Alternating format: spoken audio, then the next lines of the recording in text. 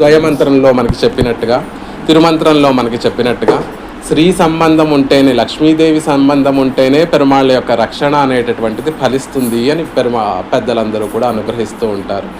ఎందుకు అవి చాలా సన్నివేశాలలో మనం ఇతిహాస పురాణాలను కనుక మనం పరికించి చూస్తే ఆ విషయం అనేటటువంటిది తెలుస్తుంది. కాకాసురుడు, రావణాసురుడు ఇద్దరూ కూడా తప్పు చేసినటువంటి వారే. ఇద్దరిలో పోలిస్తే ఎవరెక్కువ పెద్ద ఘోరం చేసినటువంటి వారు, పెద్ద తప్పు చేసినటువంటి వారు అంటే కాకాసురుడు పెద్ద తప్పు చేసినటువంటి వాడు. అయినప్పటికీ కూడా రావణాసురుడి యొక్క శిరస్సు ఖండింపబడింది, కాకాసురుడి యొక్క శిరస్సు ఖండింపబడలేదు. దానికి కారణం ఏమిటి అంటే సీతాపిరాటి పక్కన రామచంద్రుడి పక్కన, కాకాసురుడి విషయంలో సీతాపిరాటి రామచంద్రుడి పక్కన ఉంది. ఆయన దయ అక్కడ ప్రకటితమైంది, ప్రకాశింపబడింది. ఆ కాకాసురుడు రక్షింపబడ్డాడు అని చెప్తూ ఉంటారు. సీతాదేవి అదే రావణాసురుడితోటి యుద్ధం చేసేటటువంటి సందర్భంలో కూడా సీతాదేవి పక్కనే ఉండుంటే రావణాసురుడి యొక్క శిరస్సు కూడా దక్కుండేది అనేటటువంటి విషయాన్ని చెప్తూ ఉంటారు పెద్దలు. కాబట్టి ఈ సాంప్రదాయంలో లక్ష్మీ విశిష్టుడైనటువంటి పెరుమాళ్ళనే మనం సేవించాలి. అందుకని ఈనాడు మీ అందరి ఆజ్ఞను తీసుకొని, మీ అందరి ఆమోదంతో లక్ష్మీదేవి పరమాత్మతో చేరేటటువంటి ఒక చక్కటి సందర్భాన్ని మనం చూస్తాం. అంటే మనం అందరం కలిసి ఈనాడు లక్ష్మీదేవిని పెరుమాళ్ళతో చేర్చేటటువంటి ఒక చిన్న ఐతిహ్యాన్ని సేవించుకునేటటువంటి వారం అవుతాం.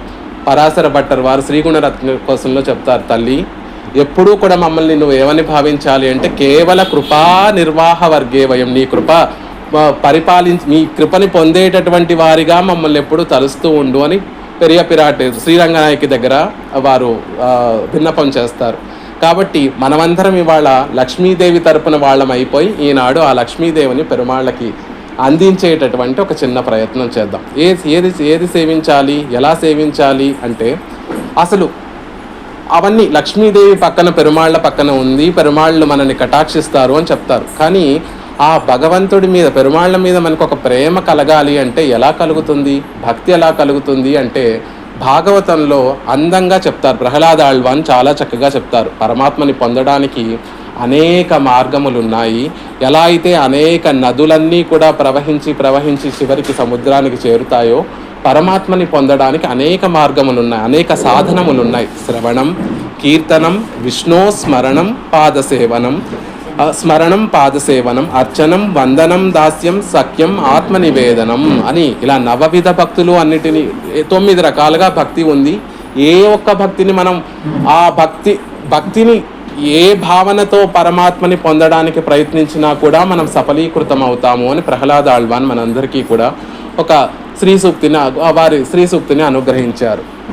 అలా ఒక్కొక్క భక్తి అనేటటువంటి సాధనాన్ని పుచ్చుకొని తరించినటువంటి వారు ఐతిహ్యాలలో కనిపిస్తూ ఉంటారు. పరీక్షిత్ మహారాజు భాగవతాన్ని శ్రవణం చేయడం వల్ల తరించినటువంటి వారు, అది చెప్పడం వల్ల సుఖమహర్షి కీర్తనం, పరమాత్మని కీర్తించడం అంటే ఆ భాగవతాన్ని తెలపడం వల్ల సుఖమహర్షి తరించారు. స్మరణం, నిత్యము పరమాత్మని స్మరిస్తూ ప్రహ్లాదుడు నిత్యము పెరుమాళ్ళని స్మరిస్తూ తరించినటువంటి వారు. తర్వాత పాదసేవనం, లక్ష్మీదేవి ఎప్పుడూ కూడా ఆ నిత్యులు ముక్తులు ఎప్పుడూ కూడా పెరుమాళ్ళకి కైంకర్యం చేస్తూ తరించినటువంటి వారు. అర్చనం, వందనం, అర్చనం పెరుమాళ్ళకి పృథు చక్రవర్తి పెరుమాళ్ళని అర్చించి తరించినట్టుగా భాగవతంలో తెలియచేయబడుతుంది. వందనం పెరుమాళ్ళకి దాసోహ సమర్పణం. మన పూర్వాచారులందరూ కూడా పెరుమాళ్ళకు ఒక అంజలి సమర్పిస్తే చాలు కరిగిపోయేటటువంటి మనసు కలిగినటువంటి వారు. ఆ అంజలి ఎప్పుడూ కూడా ఫలించనట్టుగా మేము ఎప్పుడు మాకు తెలియదు, ఎప్పుడు అంజలి సమర్పించినా అది తప్పక ఫలించి తీరుతుంది అని పూర్వాచారులందరూ కూడా మనకి తెలియచేస్తారు. దాస్యం, సిరియ తిరువడి ఆంజనేయ స్వామి దాస్యం చేత ధరించినటువంటి వారు. సఖ్యం, సుధాముడు లాంటి వారు, అర్జునుడు లాంటి వారు సఖ్యం చేత ధరించినటువంటి వారు. ఇక ఆత్మ నివేదనం, శరణాగతి, పరిపూర్ణ శరణాగతి చేసి ధరించినటువంటి వారు ఎంతోమంది ఉన్నారు. శ్రీ గజేంద్ర ఆళ్వాన్ అయితే ఏమిటి, ఈరోజు మనం చెప్పుకునేటటువంటి రుక్మిణీదేవి కూడా అలా పరమాత్మకి చక్కగా ఆత్మ నివేదనం ప్రపత్తి చేసే పరమాత్మ చెందకి చేరినటువంటి ఆవిడ. కాబట్టి ఈరోజు మనం అందరం కూడా రుక్మిణీదేవి, రుక్మిణీ కళ్యాణం, భాగవతంలో ఉన్నటువంటి రుక్మిణీ కళ్యాణం అనేటటువంటి చిన్న ఐతిహ్యం ఒక గంట సేపు, గంటంపావు సేపు, 7:30 వరకు చెప్పుకునేటటువంటి ప్రయత్నం చేద్దాం. పెద్దల దగ్గర నుండి విన్నటువంటివి మహనీయుల దగ్గర నుండి ఆలకించినటువంటి విషయాలు మీ అందరితోటి పంచుకునేటటువంటి ప్రయత్నం చేస్తూ ఉంటాను. పరమాత్మ మనల్ని పొందడానికి ఎన్నో ప్రయత్నాలు చేస్తూ ఉంటారు, ఎన్నో అవతారాలు స్వీకరిస్తూ ఉంటారు. ఎలా ఉంటుంది అంటే నిజంగా సముద్రాన్ని మనం బాగా ఆస్వాదించాలి అంటే బయట ఒడ్డును నిల్చొని చూస్తే ఆ సముద్రాన్ని ఆస్వాదించలేమండి. ఆ లోపలికి వెళ్ళి ఆ లోతులో ఉన్నటువంటి సముద్రాన్ని చూస్తేనే అక్కడ మణులు ఉంటాయి, లోపల నిధులు ఉంటాయి, నిక్షేపములు ఉంటాయి. అత్యద్భుతంగా ఉంటుంది సముద్రం యొక్క సౌందర్యము. ఆ లోపలికి వెళ్ళి చూడాలి. అలాగే పరమాత్మని సేవించాలి అంటే పాల సముద్రంకైనా వెళ్ళాలి, క్షీరాబ్దికైనా వెళ్ళాలి, పరమపదంకైనా వెళ్ళాలి. అక్కడ వేయించేసి ఉన్నటువంటి స్వామి అదిగో లోపల సముద్రం లోపల ఉన్నటువంటి జలం లాంటి వారు. ఆయనను సేవించడం కష్టమైపోతుంది. కానీ పరమాత్మ సౌలభ్యం ఎలా ఉంటుంది అంటే తన దగ్గరికి వచ్చి సేవించలేనటువంటి వారందరినీ తరింప చేయడానికి ఆయనే అక్కడ నుండి దిగి వస్తూ ఉంటాడు. ఎలాగా సముద్రంలో కెరటాలు ఎలా అయితే మనం ఉన్న చోటికే ఆ కెరటాలు మన దగ్గరికి వచ్చి మన కాళ్ళని తాకుతూ ఉంటాయో, పరమాత్మ కూడా ఆ అవతారాలు అనేటటువంటి కెరటాలు స్వీకరించి మనను తరింప చేయడానికి కోసం మన దగ్గరికి వస్తూ ఉంటారని వేదాంత దేశకుల వారు ఒక శ్లోకంలో అనుగ్రహిస్తారు. ఆ కెరటాలు మామూలు కెరటాలు కాదండి, పాల సముద్రంలో ఉండేటటువంటి కెరటాలు. పరమాత్మ ఉప్పు సముద్రంలో ఉండేటటువంటి కెరటాల్లా ఉంటాడా? కాదు. పాల సముద్రంలో ఎక్కడో బ్రహ్మాది దేవతలు కూడా పాల సముద్రం దగ్గర బయట వేచి ఉంటే పరమాత్మ యొక్క గొంతు వినిపిస్తుందే కానీ ఆయన రూపం కనపడదు, బ్రహ్మాది దేవతలకి కూడా కనపడదు. అలాంటి ఆ స్వామి అవతారాలు స్వీకరించి మన దాకా వస్తున్నాడు అంటే ఆ పాల సముద్రం నుండి వచ్చేటటువంటి కెరటాలు లాంటివి పరమాత్మ అవతారాలు. కానీ ఆ పాల సముద్రంలో కెరటాలు తీయగా ఉంటాయి, పాలు కాబట్టి తీయగా ఉంటాయండి. ఆ తీయని ధనం ఎలా వస్తుందో తెలుసా? వెనకాల తల్లి కూడా అవతరిస్తోంది కాబట్టి ఆ తీయని ధనం వస్తుంది. ఆవిడ ఆ కెరటాలలో ఉండేటటువంటి మాధుర్యము అని వేదాంత దేశకుల వారు ఒక అందంగా ఒక శ్లోకంలో తెలియచేస్తారు. అందుకే రాఘవత్వే అభవత్ సీత రుక్మిణి కృష్ణ జన్మని అన్యేషు చ అవతారేషు విష్ణు ఏష అనపాయిని. నిత్యము కూడా పెరుమాళ్లతోటి అనపాయనిగా ఆయన మానుష జన్మ స్వీకరిస్తే ఆమెడ కూడా మనుష్య జన్మ స్వీకరించి వస్తుంది. ఆయన దేవతా శరీరాన్ని స్వీకరించి ఈ లోకాన్ని ఉద్ధరింప చేయడానికి వస్తే ఆమెడ కూడా దేవతా శరీరాన్ని తీసుకొని వస్తుంది. ఎందుకు అంటే ఆమెడ రాకపోతే ఆ అవతారాలన్నీ కూడా రసం లేని పిప్పిగా ఉంటాయి. కాబట్టి ఈ విషయాన్ని భట్టర్ వారు కూడా శ్రీగుణరత్న కోశంలో అద్భుతంగా తెలియచేస్తారు. తల్లి నువ్వు అవతరిస్తున్నావు కాబట్టే పరమాత్మ లీలలన్నీ కూడా మధురంగా ఉన్నాయమ్మా, లేకపోతే ఆ లీలలలో ఆ మాధుర్యం అనేటటువంటిది కొరతగా ఉంటుంది అని చెప్తారు. అలా కృష్ణుడు క్షీరాబ్ది నుండి మధురకి ఏతిస్తే, మధురకి దిగి వస్తే తల్లి ఆ పాల సముద్రం నుండి విదర్భ రాజ్యంలో కుండినపురము అనేటటువంటి ఒక నగరంలో భీష్మకుడు అనేటటువంటి మహారాజుకి పుత్రికగా అవతరించింది అనేటటువంటి విషయాన్ని చెప్తారు. అక్కడ కృష్ణుడేమో మధురలో అవతరించి రేపల్లకి వెళ్ళిపోతే ఆవిడేమో పరమాత్మని పొందడం కోసం ఆయన చేసేటటువంటి లీలలన్నిటినీ కూడా మధురతనాన్ని కూర్చడం కోసం క్షీరాబ్ది నుండి కుండినపురంలో భీష్మకునికి పుత్రికగా అవతరించింది. ఎలా రుక్మిణీదేవి కృష్ణుణ్ణి పొందింది అనేటటువంటి విషయాన్ని చూద్దాం. ప్రేమ ఎంత విచిత్రమైనటువంటిది అంటే సంసారంలో ఉన్నటువంటి వారి పట్ల ఆ ప్రేమను పెంచుకుంటే సంసారమే వృద్ధి చెందుతూ ఉంటుంది. అదే పరమాత్మ మీద ఆ ప్రేమను పెంచుకుంటే సంసారం అనేటటువంటి వలయం నుండి దాటి మహదానందం అనేటటువంటి పరమపదం చేరి అక్కడ నిత్య కైంకర్యం చేస్తూ నిత్యము ఆ ప్రేమను అనుభవిస్తూ ఉండేటటువంటి వారం. మరి ఎలా ప్రేమించాలి పరమాత్మని? మనకి తెలియదండి. సంసారంలో ఉన్నటువంటి వారికి కృత్రిమంగా ఒకరితో మాట్లాడుకుంటూ ప్రేమను చూపించుకోవడమే తెలుసు, కానీ సహజంగా ఎలా ప్రేమని చూపించాలో తెలియదు అని తాపత్రయపడుతుంటే అయ్యో ఈ పిల్లలకి ఎలా అయితే ఒక తల్లి అప్పుడే పుట్టినటువంటి పిల్లల్ని పెంచుతూ మాటలు రానటువంటి ఆ పిల్లవాడికి ఎలా అయితే తానే గోరుముద్దలు కలిపి పెడుతూ మాటలు నేర్పిస్తూ ఎలా మాట్లాడాలి, ఈయన మీ నాన్నగారు అనాలి, ఈయన మీ బాబాయి అనాలి, ఈయన మీ తాతగారు అని ఎలా అయితే తల్లి అలా నేర్పుతూ ఉంటుందో తల్లే అక్కడ నుండి ఇక్కడ దిగి వచ్చి పరమాత్మను ఎలా ప్రేమించాలి, మన ప్రేమను పరమాత్మకి ఎలా వ్యక్తపరచాలి అనేటటువంటి విషయాన్ని తెలియచేస్తూ రుక్మిణీదేవిగా అవతరించి తన మనసులో ఉన్నటువంటి భావనలన్నిటినీ కూడా ఒక చక్కటి లేఖలో రాసి కృష్ణ పరమాత్మకి అందించేటటువంటి అద్భుతమైనటువంటి ఒక సన్నివేశం భాగవతంలో ఉన్నటువంటి సన్నివేశం.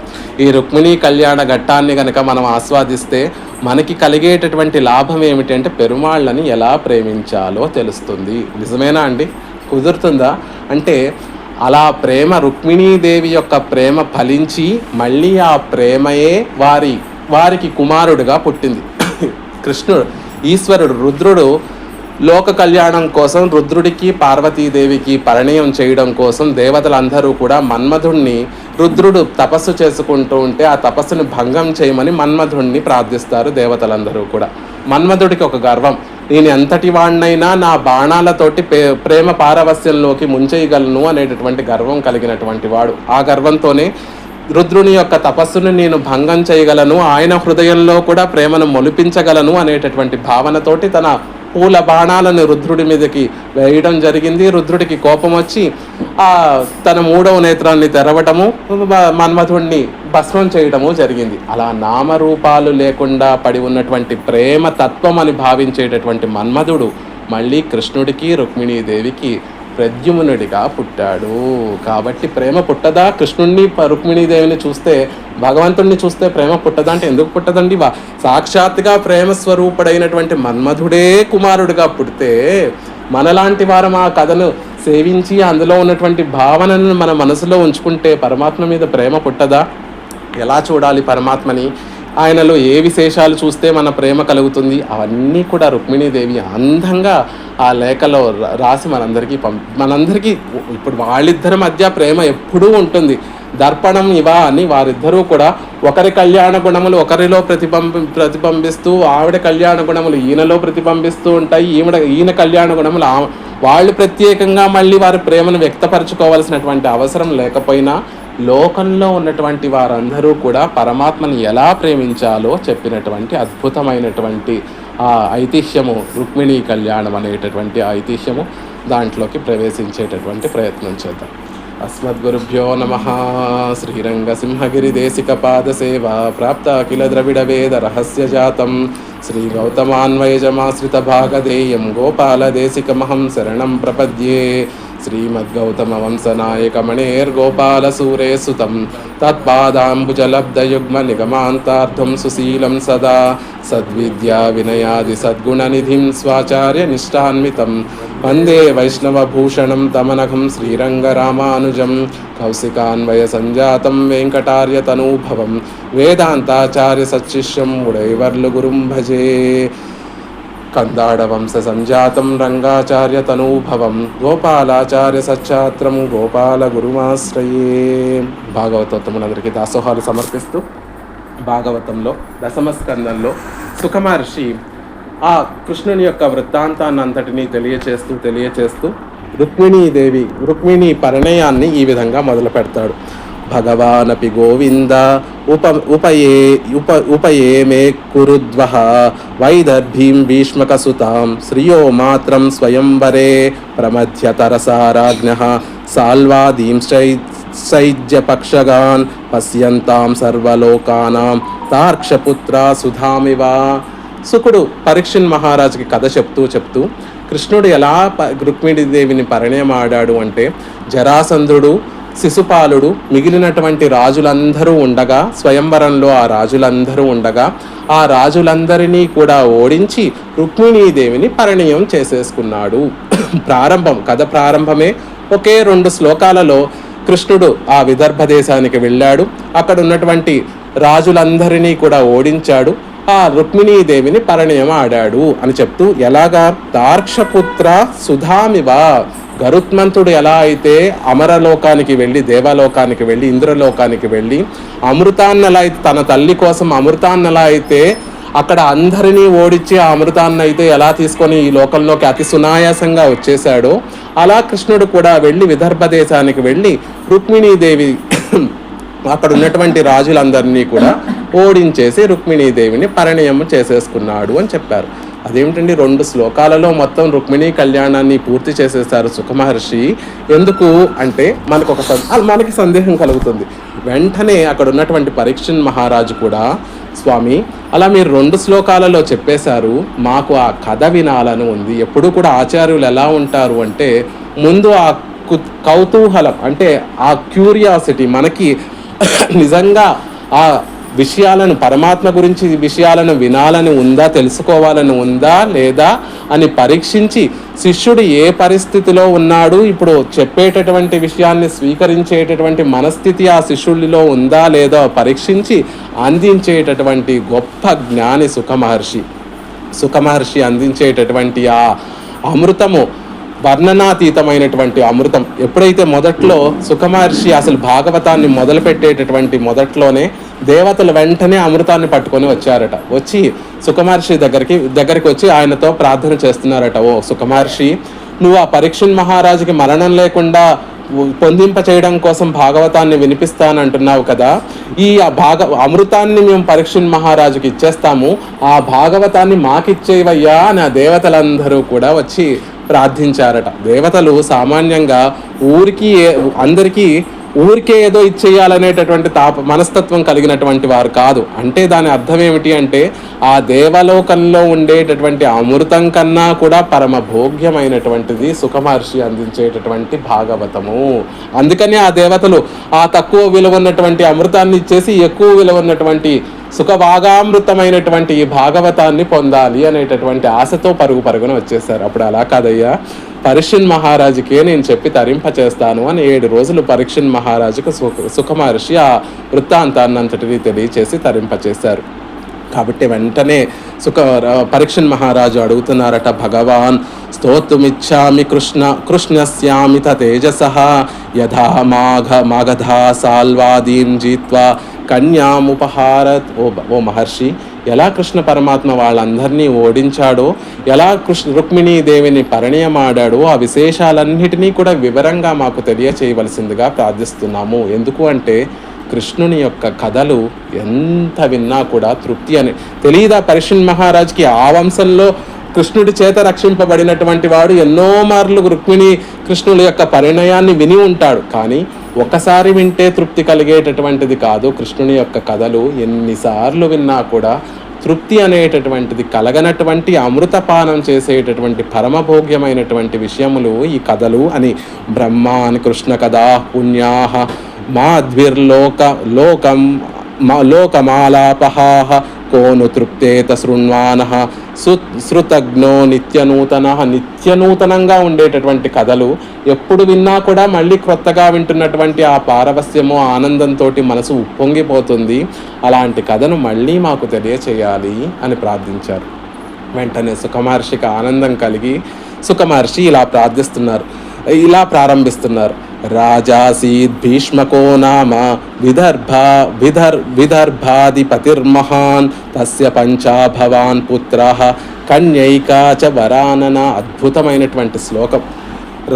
రాజాసీద్ భీష్మకో నామ విదర్భాధిపతిర్మహాన్. మహాన్ అనేటటువంటి ఒక విశేషణాన్ని ఆ భీష్మకునికి ప్రయోగిస్తున్నారు సుఖమహర్షి. మహాత్ముడు, గొప్పవాడు అంటున్నారు. అసలు ద్వాపర యుగంలో ఎంతోమంది ధర్మాత్ములు ఉన్నారు. ధర్మరాజు, పాండవులతో సహా ఇటువైపు భీష్ముడు, ద్రోణుడు, అశ్వత్థామ, ఇలాంటి వాళ్ళందరూ గొప్ప వాళ్ళు. సాక్షాత్గా కృష్ణ పరమాత్మ, బలరాముడు వీళ్ళందరూ ఉండగా సుఖమహర్షి ఆ భీష్మకుణ్ణి మహాన్ అంటున్నారు. ఎందుకు మహాన్ అంటున్నారు అంటే వెంటనే తస్య పంచాభవాన్ పుత్రాహ.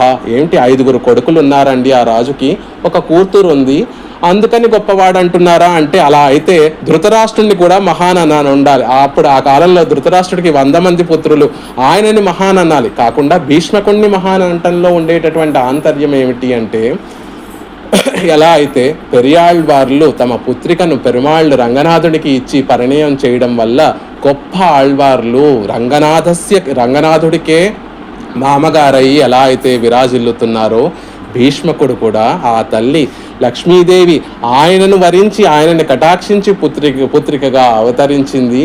ఇప్పుడు ఈ పుత్రికను ఆ కృష్ణుడు అనేటటువంటి రత్నానికి, పురుష సింహానికి ఇచ్చి పరిణయం చేస్తున్నాడు. కాబట్టి ఈయన మహాత్ముడు. అక్కడ మనకి పెరియాళ్వార్ల తనయులు స్వసురం అమరం వంద్యం రంగనాథస్య సాక్షాత్ అని చెప్పినట్టుగా ఇక్కడ కూడా కృష్ణ పరమాత్మకే మామగారైనటువంటి భీష్మకుడు కాబట్టి మహాన్ అనేటటువంటి ఒక అద్భుతమైనటువంటి ఒక విశేషణాన్ని ప్రయోగిస్తున్నారు. కాబట్టి విదర్భ దేశంలో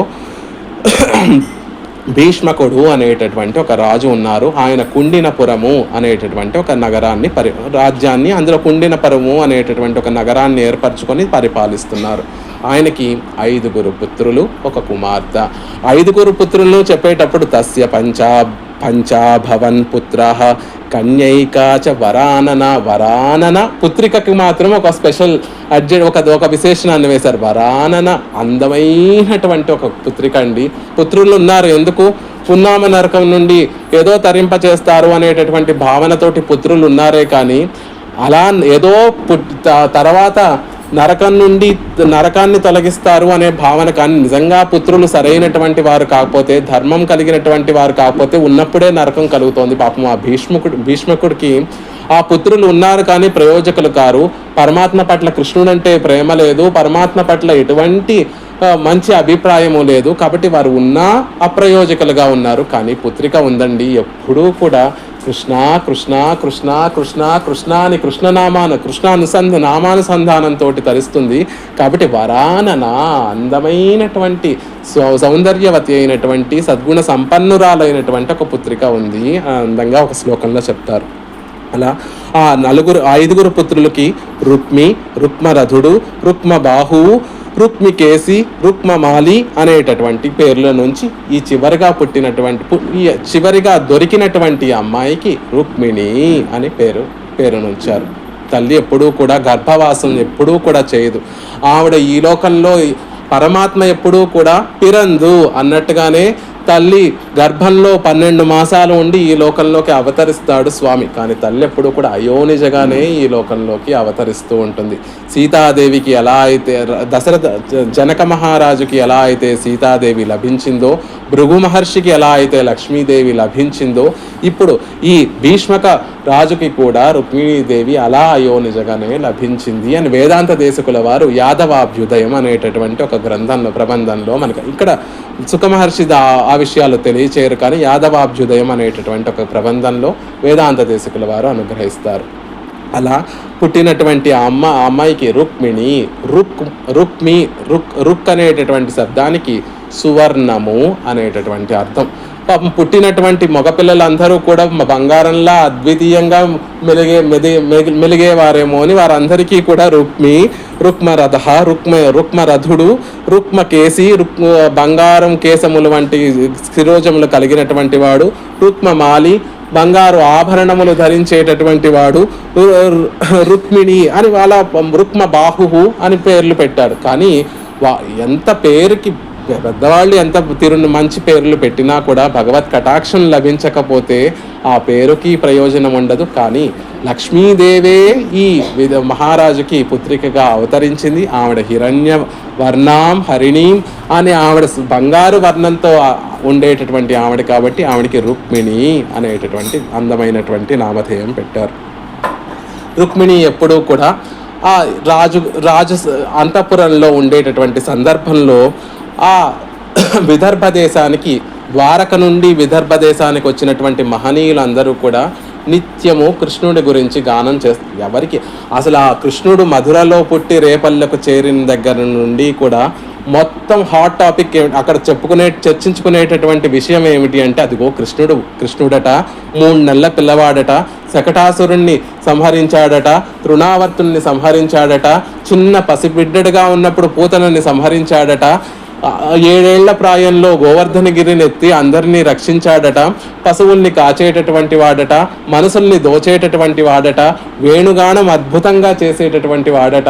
ఆ వేణుగానము, ఆ కిరీటంలో ఉన్నటువంటి పింఛము, ఆ తల్లి ధరింపచేసినటువంటి ఆభరణాలన్నిటినీ చూస్తే మనసు పారేసుకోకుండా ఎవరు ఉండగలరు అనే మధుర నుండి మొదలుకొని యావత్ భారతదేశం అంతా కూడా కృష్ణ కృష్ణ కృష్ణ కృష్ణ అని కృష్ణుడి గురించే చెప్పుకుంటూ ఉన్నారు. అలాగా ద్వారక నుండి వచ్చినటువంటి మహనీయులందరూ కూడా విదర్భలోకి వచ్చి అక్కడ కూడా కృష్ణుని యొక్క రూపము, గుణము, ఆయన కళ్యాణ గుణములు అన్నీ కూడా చెప్తూ కథలుగా చెప్తూ ఉంటే అవన్నీ కూడా రుక్మిణి చెవిలో పడ్డాయి. అంత అందంగా చెప్తారు చూడండి సుఖమహర్షి. పరమాత్మ మీద భక్తి కలగాలి అంటే ముందు చేయవలసినటువంటి పని ఏమిటి అంటే శ్రవణం.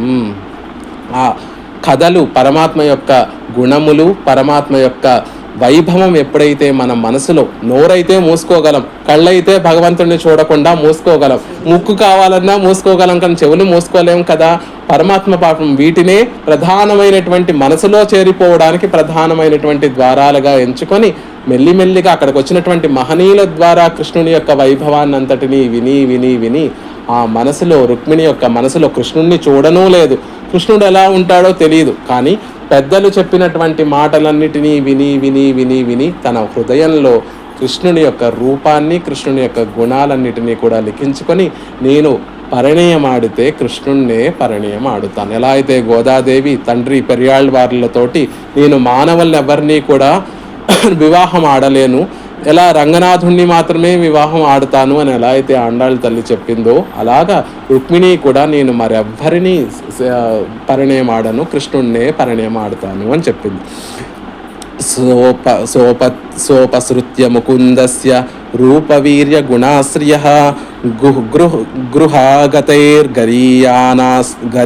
గరీయానాస్తం మేన సదృశం పతిం. అలా వచ్చినటువంటి మహనీయుల ద్వారా కృష్ణ పరమాత్మ యొక్క రూపము, వీర్యము, గుణము, ఆయన కళ్యాణ గుణములన్నిటినీ విని ఆయనే నాకు పతి అవ్వాలి అని కోరుకుంది. ఎప్పుడైనా పరమాత్మ పట్ల మనం ఇంత గొప్ప భావనను పెంచుకుంటూ మన మనసులో ఆయననే తలుచుకుంటూ ఉంటే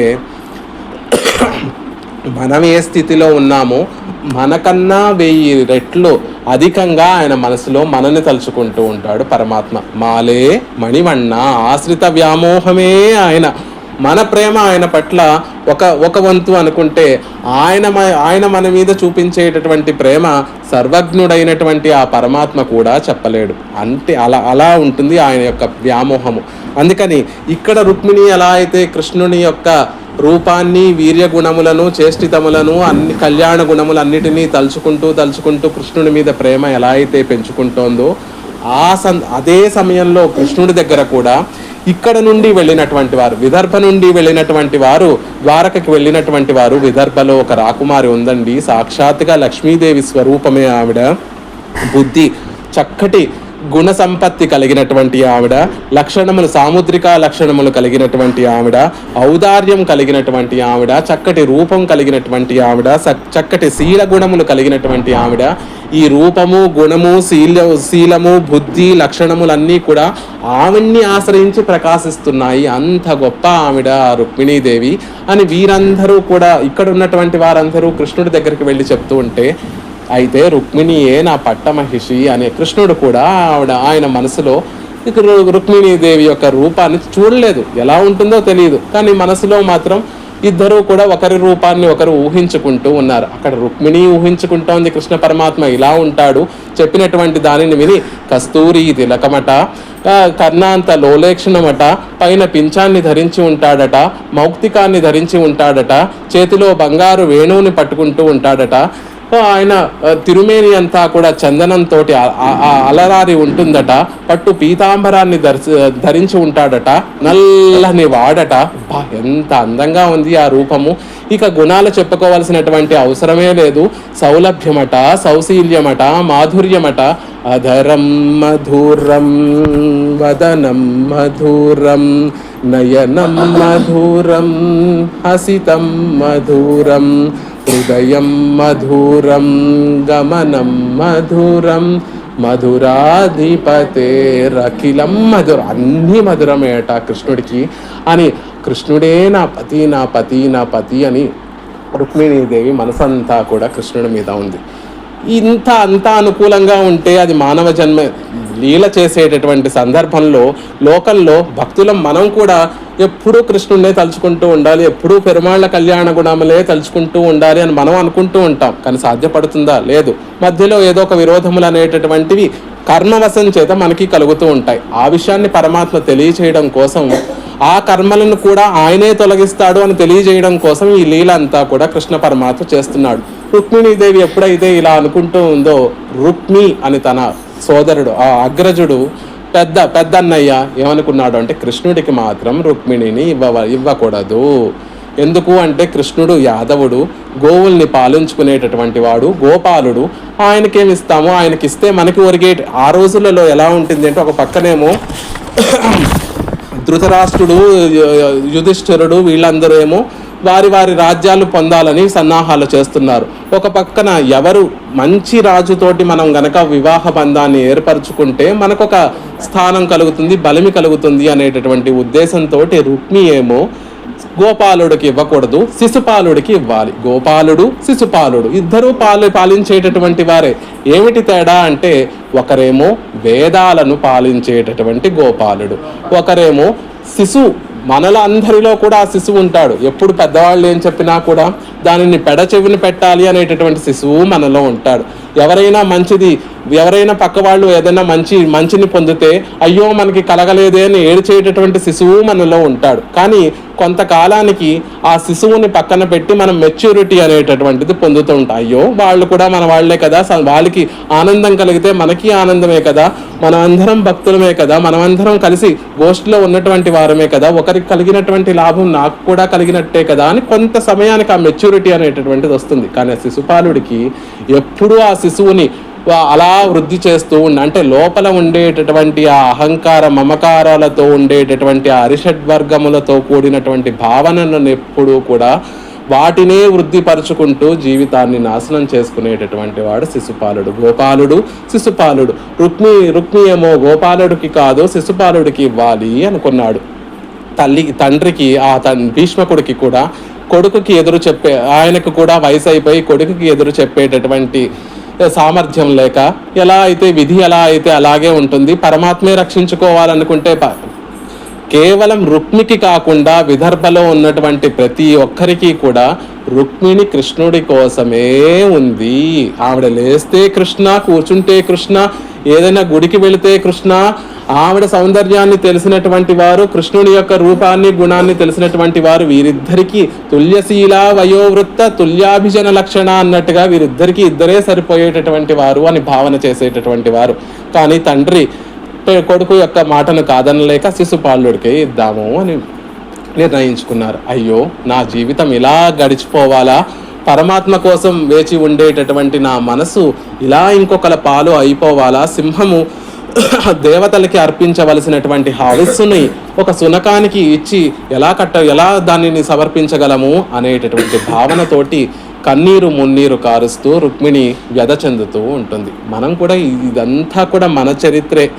మనం కూడా పరమాత్మని పొందాలి, పరమాత్మని ప్రేమించాలి, పరమాత్మ మన మనసుని పరమాత్మకి అంకితం చెయ్యాలి అనేటటువంటి భావనతో ఉంటాం. కానీ లోపల 5 ఉంటాయి మనలో కూడా, ఇంద్రియములు, పంచేంద్రియములు అంటారు. ఆ పంచేంద్రియములన్నిటినీ కూడా కంట్రోల్ చేసేటటువంటిది మనస్సు అనేటటువంటి శిశుపాలుడు. ఆ మనస్సు ఈ 5 ఇంద్రియములను ప్రేరేపణ చేసి ఇతర విషయాల వైపు వెళ్ళు, పరమాత్మని చూడకు, పరమాత్మ వైపు వెళ్ళకు అని రుక్మాంగదుడు, రుక్మమాలి, రుక్మరథుడు, ఎలా అయితే రుక్మబాహు అనేటటువంటి 5 ఎలా అయితే రుక్మిణిని ఇప్పుడు శిశుపాలుడు అనేటటువంటి వారికి ఇచ్చి పరిణయం చేయాలని చూస్తున్నారు, మన మనసుతో కంట్రోల్ చేయబడినటువంటి ఇంద్రియములు కూడా పరమాత్మ వైపు వెళ్ళనివ్వకుండా మనందరినీ దూరంగా పెట్టేస్తూ ఉంటాయి. అతి చంచలమైనటువంటిది మనసు. కొన్ని బిగించి మనసుని నిర్బంధిద్దామా అంటే ఒక గంట అయినా, ఒక 5 నిమిషాలు ఉండగలమేమో, 10 నిమిషాలు ఉండగలమేమో, 1 గంట మహా అయితే ఉండగలమేమో. మళ్ళీ సంసారంలో, లౌకికంలో పడిపోతూ ఉంటాం. ఎప్పుడు అది కుదురుతుంది? అలాంటి సందర్భంలో ఒకే ఒక పనిని మనం చేయగలం. స్వామి, ఈ మనసు నీదయ్యా, నువ్వే రక్షించుకో అని మనం నిత్యము పెరుమాళ్ళను సేవించడం తప్ప మనం ఏమీ చేయలేం. అలాంటి సందర్భాలలో పెరుమాళ్ళ యొక్క కటాక్షం మన మీద పడి మన దగ్గరికి ఒక ఆచార్యుల్ని పంపిస్తారు పెరుమాళ్ళు. అలా రుక్మిణి కూడా కన్నీరు మున్నీరు కారుస్తూ ఉంటే అగ్నిజ్యోతుడు అనేటటువంటి ఒక బ్రాహ్మణుడు యథేచ్ఛగా పరమాత్మ పంపినట్టుగానే ఆయనని ఆహ్వానించను లేదు. రుక్మిణి తన అంతఃపురంలో కన్నీరు మున్నీరు కారుస్తూ నిత్యం ఆవిడకు ఉండేటటువంటి అలవాటు ఏమిటంటే భాగవతోత్తములు ఏం చేస్తే వారిని సత్కరించి వారిని పూజించి వారిని సత్కరించడం ఆవిడకు ఉన్నటువంటి పరిపాటు. అలా అగ్నిజ్యోతుడు అనేటటువంటి బ్రాహ్మణుడు రుక్మిణి అంతఃపురానికి చేరడం, విషయాన్నంతటినీ కూడా తెలుసుకోవడం జరుగుతుంది. సుఖమహర్షి అగ్నిజ్యోతనుడు అనేటటువంటి పేరు చెప్పకుండా అందంగా అక్కడ ఒక శ్లోకాన్ని అనుగ్రహిస్తారు. తదవేత్యా సితాపాంగి వైదర్భి దుర్మనాభృసం విచింత్యాప్తం ద్విజం కించిత్ కృష్ణాయ ప్రాణినోద్ధృతం.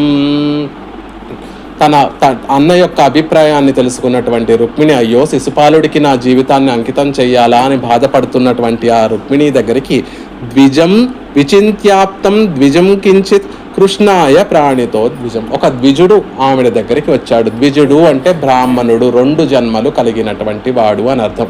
2 జన్మలు అంటే బ్రాహ్మణులకి జన్మతః తల్లి గర్భం నుండి బయటకు వచ్చినప్పుడు ఒక జన్మ కలుగుతుంది, ఉపనయనం అయిన తర్వాత మరొక జన్మం కలుగుతుంది. కాబట్టి బ్రాహ్మణులని ద్విజులు అంటారు. ఇది సుఖమహర్షి ప్రయోగించినటువంటి మాట. కానీ ఆ ద్విజుడు అనేటటువంటి మాట ఇంకా దేనికి అర్థాలు ఉన్నాయంటే పళ్ళకి కూడా ద్విజులు అంటారు. ఎందుకంటే పళ్ళు చిన్నప్పుడు ఒకసారి ఊడిపోయి మళ్ళీ పళ్ళు వస్తాయి కాబట్టి పళ్ళని కూడా ద్విజులు అంటారు. ఇంకొక వాటిని వేటిని అంటారు అంటే పక్షుల్ని కూడా ద్విజులు అంటారు. అంటే ముందు తల్లి ఒక గుడ్డుని వేస్తుంది, దాని నుండి మళ్ళీ ఇంకొక జన్మ, గుడ్డుగా ఒక జన్మ, గుడ్డు నుండి బయటకు వచ్చిన తర్వాత ఇంకొక జన్మ, కాబట్టి పక్షుల్ని కూడా ద్విజులు అంటారు. ఇక్కడికి వచ్చినటువంటి ద్విజుడు మరెవరో కాదండి, సాక్షాత్గా పెరియ తిరువడి అంటే గరుత్మంతుడే బ్రాహ్మణ రూపంలో ద్విజుడిగా వచ్చాడు. ఏం జరుగుతోంది అంటే అక్కడ శిశుపాలుడికి ఇచ్చి వివాహం చెయ్యాలి అని నిశ్చయించుకున్న తర్వాత ఎల్లుండి అంటే ఈరోజు తెలిసింది ఆ విషయము, రేపు ఒక రోజు ఉంది, మరుసటి రోజు 2 రోజుల తర్వాత వివాహం నిశ్చయం చేసేశారు. అందరికీ ఆహ్వానాలు వెళ్ళిపోయాయి, అందరూ వచ్చేస్తున్నారు విదర్భ రాజ్యానికి. ఈ లోపల తన ప్రేమనంతటినీ కూడా ఎక్కడో ద్వారకలో ఉన్నటువంటి కృష్ణ పరమాత్మకి చెప్పాలి. విదర్భ అంటే ఇప్పుడు మహారాష్ట్రలో ఉన్నటువంటి నాగ్పూర్ ఆ ప్రాంతంలో ఉన్నటువంటి ప్రదేశాన్ని విదర్భ అంటారు. ఇక్కడ నుండి ద్వారకకు వెళ్ళాలి, కృష్ణుడికి తన సందేశాన్ని చెప్పాలి, మళ్ళీ కృష్ణుడిని తీసుకురావాలి. రేపు కాకుండా ఎల్లుండేమో వివాహం అంటున్నారు. ఈ లోపల ఇదంతా కూడా జరగాలి అంటే ఇంత వేగంగా వెళ్ళగలిగినటువంటి వారెవరు అంటే గరుత్మంతుడు కాకుండా మరెవరు, ఆ గరుత్మంతుడే ద్విజహ బ్రాహ్మణోత్తముడుగా వచ్చాడు అని పెద్దలందరూ కూడా చమత్కారంగా రసోక్తిగా దీనిని వ్యాఖ్యానం చేస్తారు. అది కూడా అసలైన కారణం అది కాదండి. 2 తిరువడులు ఉన్నారు మనకి, పెరియ తిరువడి, సిరియ తిరువడి అని. పెరియ తిరువడి అంటే నిత్య సూర్యులలో ఉన్నటువంటి గరుడాళ్వాన్ని పెరియ తిరువడి, పెద్ద తిరువడి పాదార విందములు అంటారు. ఇప్పుడు ఈ లోకంలో రామచంద్రుడు అవతరించిన తర్వాత హనుమకి సిరియ తిరువడి అనేటటువంటి నామధేయం, సార్థక నామధేయం కలిగింది. అందరూ పేరుకు మాత్రమే పెరియ తిరువడి, పెద్ద ఆయన అంటారు. నాకు కలగనటువంటి లాభాలన్నీ కూడా సిరియ తిరువడైనటువంటి హనుమకి కలిగాయి. ఏనాడైనా పరమాత్మ నన్ను ఆలింగనం చేసుకుని దాస సఖా అని చెప్తూ ఉంటారు. ఆళ్వందార స్తోత్రంలో గరుత్మంతుని గురించి చెప్పేటప్పుడు దాసుడు సఖుడు అని ఇన్ని మాటలు చెప్తారు. పేరుకు మాత్రమే నాది పెద్ద పొజిషను, లాభాలన్నీ కూడా ఆ సిరియ తిరువడికి హనుమకే. ఎప్పుడూ కూడా పరమాత్మ నన్ను ఆలింగనం చేసుకోలేదు, నన్ను ప్రేమగా దగ్గరికి తీసుకోలేదు అని పాపం ఎప్పుడూ కూడా బెంగగా ఉండేదట పెరియ తిరువడికి. పేరుకు మాత్రమే పొజిషన్ అండి, అన్ని లాంఛనాలు గౌరవాలు మాత్రం సిరియ తిరువడికే జరుగుతున్నాయి అని కొంచెం ఎదగా ఉండేదట. అది చూసినటువంటి లక్ష్మీదేవి పెరియ పిరాట్యారు, ఏమయ్యా గరుడాళ్వాన్ ఎందుకు ఇలా దుఃఖిస్తూ ఉన్నారంటే, అమ్మా ఈ పొజిషను నాకొద్దు, ఈ పేరు నాకొద్దు, నన్ను తిరువడి అని మాత్రం ఉంచండి, పేరుకు మాత్రం పెరియ తిరువడి, ఆయనకు అన్ని లాభాలు కలుగుతున్నాయంట. అయ్యయ్యో, నువ్వు ఆయన చేసినట్టుగా నువ్వు కూడా పరమాత్మకి ఆనందాన్ని కలగచేస్తే నీకు ఆ లాభాలన్నీ కలుగుతున్నాయి అంటే, ఏం చేయనమ్మా, నేను అన్నీ చేస్తాను. ఆయన కూర్చుంటే వాహనం అయిపోతాను, ఎక్కడికైనా వెళ్ళాలంటే కూర్చుంటే ఆసనం అయిపోతాను, ఎక్కడికైనా వెళ్ళాలంటే వాహనం అవుతాను. ఆయన భక్తుల దగ్గరికి త్వరగా వెళ్ళు అని పాదాలతోటి సంవాహనం చేస్తుంటే అవన్నీ కూడా గొప్ప గుర్తులుగా నేను వాటిని ఆనందంగా అలంకారములుగా భావిస్తూ ఉంటాను. ఇంకేం చేయాలి తల్లి అంటే, ఒకసారి చూడు ఆళ్వానే సిరియ తిరువడి చూడండి. మేము లంకలో ఉన్నప్పుడు రామచంద్రుడి యొక్క ప్రాణాలు ఎక్కడెక్కడ బిక్కు రామచంద్రుడు ప్రాణాలు గుప్పెట్లో పెట్టుకున్నటువంటి ఆ సందర్భంలో మా వార్తను రామచంద్రుడికి తెలియచేసి ఇద్దరి ప్రాణాలను కూడా హనుమ నిలబెట్టాడు కదా. ఆ ఆనంద పారవస్యంతో రామచంద్రుడు ఆయనకి తన సర్వస్వాన్ని అర్పించేశాడు. మీకు కూడా అవకాశం వస్తుంది, ఇప్పుడు కృష్ణుడిగా పరమాత్మ మళ్ళీ అవతరిస్తాడు, నేను రుక్మిణిగా అవతరిస్తాను, అప్పుడు మిమ్మల్ని నేను దూతగా పంపిస్తాను రామచంద్రుడి దగ్గరికి, కృష్ణ పరమాత్మ దగ్గరికి, అప్పుడు మా ఇద్దరి ప్రాణాలు మీరు నిలబెట్టినటువంటి వారవుతారు, అప్పుడు పరమాత్మ చేత ఈ వైభవాన్ని పొందుదురు గాని అంటే ఆనందపడిపోయినటువంటి ఆ పెరియ తిరువడి ఇప్పుడు ద్విజహ పక్షి బ్రాహ్మణోత్తముడు ఆ గరుత్మంతుడు మరి ఒక్క రాత్రిలో విదర్భ నుండి ద్వారకకి వెళ్ళగలిగినటువంటి వారయ్యారు అంటే ఎవరు? ఆ గరుత్మంతుడు తప్ప. అంత వేగంగా మనోవేగంతో వెళ్ళగలిగినటువంటి వారు గరుడాళ్వాన్ తప్ప మరొకరు కారు. కాబట్టి ద్విజహ అంటే గరుత్మంతుడే బ్రాహ్మణోత్తముడుగా వచ్చాడు అని పెద్దలందరూ కూడా అందంగా వ్యాఖ్యానం చేస్తారు. అలా వచ్చినటువంటి బ్రాహ్మణోత్తముడి దగ్గరికి తన మనసులో ఉన్నటువంటి ఆ భావనలన్నిటినీ కూడా ఒక లేఖగా రాసి ఇది కృష్ణ పరమాత్మకి సమర్పించి, నా మాటగా సమర్పించి విన్నపం చేసి, ఇక్కడ ఆయన కోసం ఎదురు చూస్తూ ప్రాణాలన్నీ ఆయన మీదే పెట్టుకున్నటువంటి రుక్మిణి అని ఒక ఆమెడ కాంత ఉందని, ఆ కాంతని పరిగ్రహించి లోక కళ్యాణం సమకూర్చవలసిందిగా ప్రార్థిస్తున్నాను అని ఆ ద్విజుడికి, ఆ బ్రాహ్మణోత్తముడికి లేఖనంతటినీ కూడా చక్కగా రాసి 7 శ్లోకాలలో తన ప్రేమనంతటినీ కూడా వ్యక్తపరిచి ఆ లేఖను ఆ బ్రాహ్మణోత్తముడికి ఇస్తుంది రుక్మిణీదేవి. ఆ లేఖను పట్టుకొని ఆ బ్రాహ్మణోత్తముడు ద్వారకకు చేరాడు. వెంటనే కృష్ణ పరమాత్మ ద్వారకకు వెళితే ద్వారకాం సమాభ్యేత్య ప్రతిహారై ప్రవేశితః అపశ్యద్ ఆద్యం పురుషం ఆసీనం కాంచనాననే. ఒక్క రాత్రిలో ద్వారకకి చేరిపోయి మర్నాడు ఉదయానికి ద్వారకకి చేరిపోయాడు ఆ బ్రాహ్మణోత్తముడు. చేరగానే అక్కడ ఉన్నటువంటి ద్వారపాలకులందరూ కూడా లోపలికి ప్రవేశపెట్టగానే కృష్ణుడు అద్వితీయమైనటువంటి ఒక బంగారు సింహాసనం మీద లీలగా ఆయన చక్కగా పట్టు పీతాంబరాలతోటి పక్కన తన ఇష్టమైనటువంటి స్నేహితులందరితో కూడా బంగారు సింహాసనం మీద కూర్చొని ఆనందాన్ని అనుభవిస్తే ఈ బ్రాహ్మణోత్తముని చూడగానే వెంటనే తన బంగారు సింహాసనం మీద నుండి దిగి వచ్చి ఆ బ్రాహ్మణోత్తముని దాసోహ సమర్పణం చేసి ఆయనకి ఉచిత ఆసనాన్ని సమర్పించి ఆ బ్రాహ్మణోత్తముని యొక్క పాదార విందములను సంప్రోక్షణ చేసి ఆ తీర్థాన్ని పావకుడైనటువంటి ఆ కృష్ణ పరమాత్మ ఆ తీర్థాన్ని తన శిరస్సు మీద ధరించి ఆ బ్రాహ్మణోత్తముడికి కావాల్సినటువంటి ఉపచారములన్నిటినీ కూడా చేసి ఎలా ఆతిథ్యాన్ని సమర్పించాడు అంటే సుఖమహర్షి అందంగా చెప్తారు. యథాత్మానం దివౌకసః, దేవతలందరూ కూడా పరంధాముడు పరాత్పరుడైనటువంటి శ్రీమన్నారాయణుణ్ణి ఎలా ఉపచారములు చేస్తారో, ఎలా ఆదరిస్తారో కృష్ణ పరమాత్మ భాగవతోత్తములకి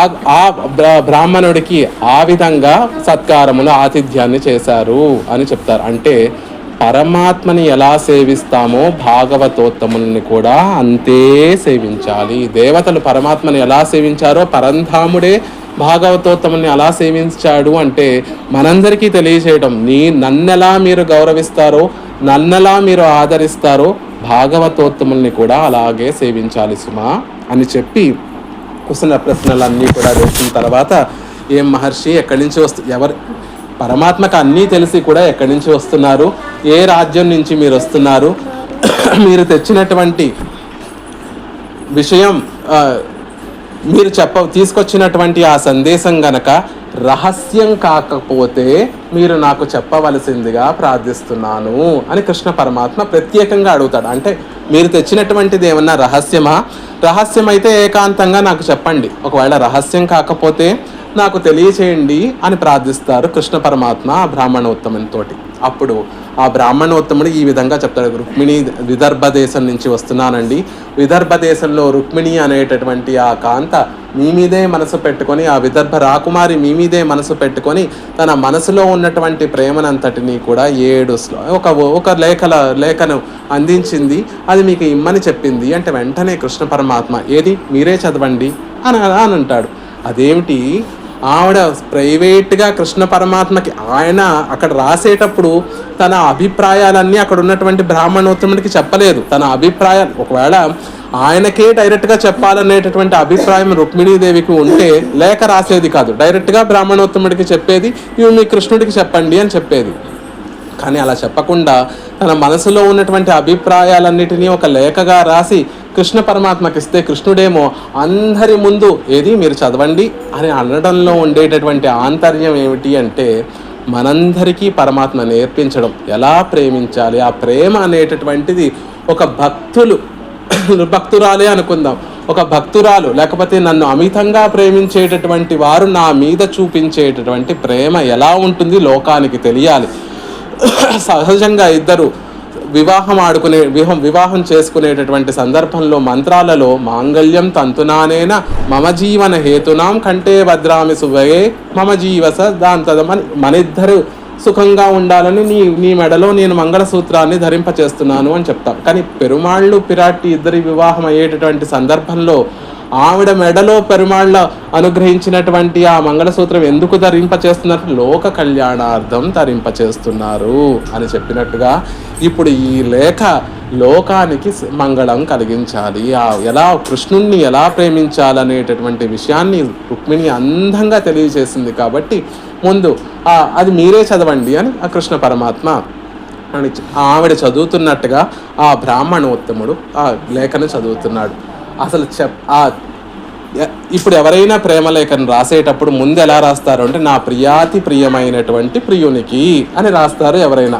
రుక్మిణీదేవి కూడా అలాగే రాసింది. ఒక ప్రేయసి ప్రియుడికి ఎలా అయితే తన హృదయంలో ఉన్నటువంటి ఆ భావాలన్నిటినీ కూడా వ్యక్తపరుస్తుందో, అంటే ఎప్పుడు మనం ఎలా అనుకుంటామంటే పురాణములు ఇతిహాసాలు అంటే ఎప్పుడో జరిగిపోయినవండి, అవి ఎప్పుడో ఓల్డ్ ట్రెడిషను ఓల్డ్ మోడలు, ఎప్పుడు ఈ కాలంలో అవన్నీ కూడా సూట్ కావు, ఆ విషయాలన్నీ మా మీద అనవసరంగా రుద్దుతున్నారు అని ఈ జనరేషన్ వాళ్ళందరూ కూడా భావన చేస్తూ ఉంటారు. కానీ ఎప్పుడూ అలా ఉండవు. ఆ కాలంలో చెప్పినటువంటి విషయాలన్నీ కూడా ఈ కాలంలో కూడా చక్కగా వర్తిస్తాయి అనేటటువంటి విషయాన్ని రుక్మిణీదేవి అందంగా తెలియచేస్తుంది. ఇందులో కూడా కృష్ణుణ్ణి సంబోధిస్తూ ఏమని మొదలు పెడుతుంది అంటే భువన సుందర పిలవటమే కృష్ణుణ్ణి లోకంలో ఉన్నటువంటి వారందరిలో కల్లా సుందరమైనటువంటి ఓ నాథ అన్నట్టుగా. అసలు ఆ పదమే ఎంత అద్భుతమైనటువంటి పదం అంటే భువన సుందర. ఎక్కడ ఇప్పుడు విష్ణు సహస్రనామం 1000 నామాలు మనం అందరం కూడా అనుసంధానం చేసాం, ఎక్కడైనా ఈ నామం ఉందా? అంతకుముందు పోనీ రుక్మిణీదేవికి ముందు సీతాదేవిగా అవతరించింది ఆవిడ, అనేక అవతారాలు స్వీకరించింది. ఎక్కడైనా ఈ నామాన్ని మనం విన్నామా అంటే ఎప్పుడూ వినలేదు. ఒక అత్యంత భక్తి కలిగినటువంటి వారికి ఎప్పుడు అవతల వ్యక్తికి తమ ప్రత్యేకత ఏమిటో తెలియచేయాలి అనేటటువంటి ఒక ఇప్పుడు ఇద్దరి ఒక నాయకుడికి నాయకికి ఎలా ఉంటుంది అంటే అందరిలా ఉంటే ఏం బాగుంటుంది, ఆయనకి మనసులో సంతోషం కలిగించేటట్టుగా ప్రత్యేకంగా నేను ఆయనని చూడాలి అనేటటువంటి భావన నాయకులకి ఇద్దరికి కూడా ఉంటుంది. కాబట్టి ఇక్కడ రుక్మిణీదేవి భువన సుందరా అని సంబోధన చేస్తోంది. ఎందుకు భువన సుందరుడు అంటే ఈ లోకంలో ఉన్నటువంటి పుంసాం దృష్టి చిత్తాపహారిణం, లోకంలో ఉన్నటువంటి వారి అందరి మనసులని కూడా దోచేసినటువంటి వాడు. ఆయన సౌందర్యం, ఆయన గుణముల వరకు వెళ్ళవలసినటువంటి అవసరం లేదండి. ఆయన రూపాన్ని చూస్తే చాలు మన మనసులు ప్రవహించి కరిగిపోయి ఆయన పాదార విందముల దగ్గరికి వెళ్ళిపోతాయి అని భువన సుందర. భువనంలో ఉన్నటువంటి ఈ లోకంలో ఉన్నటువంటి వారు కాదు, భువన భాండాలన్నిటిలో కూడా అత్యంత సుందరమైనటువంటి వాడివి సుమా అని భువన సుందర అని చెప్తోంది. కాదండి, అది కాదు అర్థం. ఎవరి మనసులో ఆయన ఉంటాడో వాళ్ళందరికీ లోకమంతా కూడా అందంగా కనిపిస్తూ ఉంటుంది. ఆళ్వార్ల హృదయంలో పరమాత్మ ఏం చేసి ఉంటాడు? ఆళ్వార్లకి ఎలా కనిపిస్తుంది ఈ లోకం అంటే ఏది చూసినా పరమాత్మే. ఒక సముద్రాన్ని చూసినా పరమాత్మే, మేఘాన్ని చూసినా పరమాత్మే, ఒక పక్షిని అందమైనటువంటి నెమలిని చూసినా పరమాత్మే, వికసించినటువంటి తామర పుష్పాలను చూసినా పరమాత్మే. ఎవరి హృదయంలో ఆయన ఏం చేసి ఉంటాడో ఆయన వారి కంటికి లోకమంతా కూడా సుందరంగా కనిపిస్తుందండి. భువన సుందర అని ప్రారంభిస్తుంది. కాదండి, ఆయన ఈ లోకంలో అన్నిటిలో ఉండబట్టి లోకమంతా కూడా అందంగా ఉంది. ఆయన లేకపోతే, ఆయన వాటిల్లో అంతర్యామిగా లేకపోతే ఈ లోకం సుందరంగా ఉంటుంది. ఇంత అందంగా లోకం ఉంటుందా? ఉండదు సుమా. ఆయన అందరిలోనూ అంతర్యామిగా ఉన్నాడు కాబట్టి ఈ లోకం ఇంత అందంగా ఉంది. భువన సుందర అని పరమాత్మని సంబోధిస్తోంది. ఆ మాటకే కృష్ణుడు ఇంకా అవసరం లేదు, మిగిలినటువంటి విషయాలు చదవవలసినటువంటి అవసరం లేదు అని పరుగున వెళ్ళవలసి ఉంది. కానీ మనందరి కోసం పాపం తన ఫీలింగ్స్ అన్నిటినీ కూడా పాపం కృష్ణ పరమాత్మ లోపలే గంభీరమైనటువంటి వాడు కదా పరమాత్మ, ఇంకేం రాసింది అయ్యా చదువు అన్నట్టుగా ఇంకా వినాలనే తన గురించి ఆవిడ లక్ష్మీదేవి పొగుడుతూ ఉంటే ఒక కంచుకం కాదండి, కంచుక శతం. భట్టర్ వారు శ్రీగుణరత్న కోసంలో చెప్తారు, స్వామి ఈనాడు నేను రంగనాయకిని పొగుడుదామని వచ్చాను, ఆవిడ గురించి నేను స్తోత్రం చేద్దామని వచ్చాను, ఆవిడ గుణములు చెప్దామని వచ్చాను. జాగ్రత్త సుమా, ఒక బంగారు కవచం వేసుకుంటామేమో కుదరదు, నువ్వు పొంగిపోయి నువ్వు ఎన్ని బంగారు కవచాలు వేసుకుంటే అవన్నీ కూడా శిథిలమైపోతాయి అని భట్టర్ వారు చెప్పినట్టుగా ఆనంద పారవస్యంతో ఆ బ్రాహ్మణుడు ఇంకేం చెప్తాడో అని చెప్పవయ్యా అంటే, శ్రుత్వా గుణాన్ భువన సుందర శృణ్వతాం తే నిర్విశ్య కరణ వివరైర్ అర్హతో అంగతాపం రూపం దృశిమతామఖిలార్ధలాభం త్వయ్యాచ్యుతా విసతి చిత్తం అపత్రమే. మొదటి శ్లోకంలో తన మనసులో ఉన్నటువంటి ప్రేమనంతటినీ కూడా పెరుమాళ్ళకి విన్నపం చేస్తోంది రుక్మిణీదేవి. స్వామి నీ గుణములన్నిటినీ కూడా నేను చెవులారా విన్నానయ్యా. శ్రుత్వా గుణాన్ భువన సుందర, లోకాలన్నిటినీ కూడా సుందరంగా చేసేటటువంటి ఓ కృష్ణ పరమాత్మ నీ గుణములన్నిటినీ, మొదటిగా ఆవిడ రాసినటువంటి మాట ఏమిటంటే శ్రుత్వా గుణాన్, విన్నాను నీ గుణములన్నిటినీ కూడా. ఆ గుణములన్నీ కూడా ఎలాంటివి అంటే ఈ చెవుల నుండి లోపలికి వెళ్ళి లోపల ఉన్నటువంటి అంగములన్నిటికీ ఉండేటటువంటి తాపములన్నిటినీ కూడా తొలగించేటటువంటివి. మనసుకి తాపం ఉంటుంది, కళ్ళకి తాపం ఉంటుంది, ఇంద్రియాలకి ఆ శ్రమ ఉంటుంది. ఒక జన్మలో కాదు, అనేక జన్మలుగా మేము ఈ తాపత్రయాలతోటి వ్యధపడుతూ ఉన్నాము. నీ మాట కృష్ణ అనేటటువంటి మాట ఎప్పుడైతే నా చెవి కుహరాలలోకి ప్రవేశించిందో వెంటనే నా మనసంతా కూడా చల్లబడిపోయింది. ఆనంద పారవస్యంతో హృదయంలో ఉన్నటువంటి తాపమంతా కూడా తొలగిపోయింది అని చెప్తూ, రూపం దృశిమతాం అఖిలార్థ లాభం.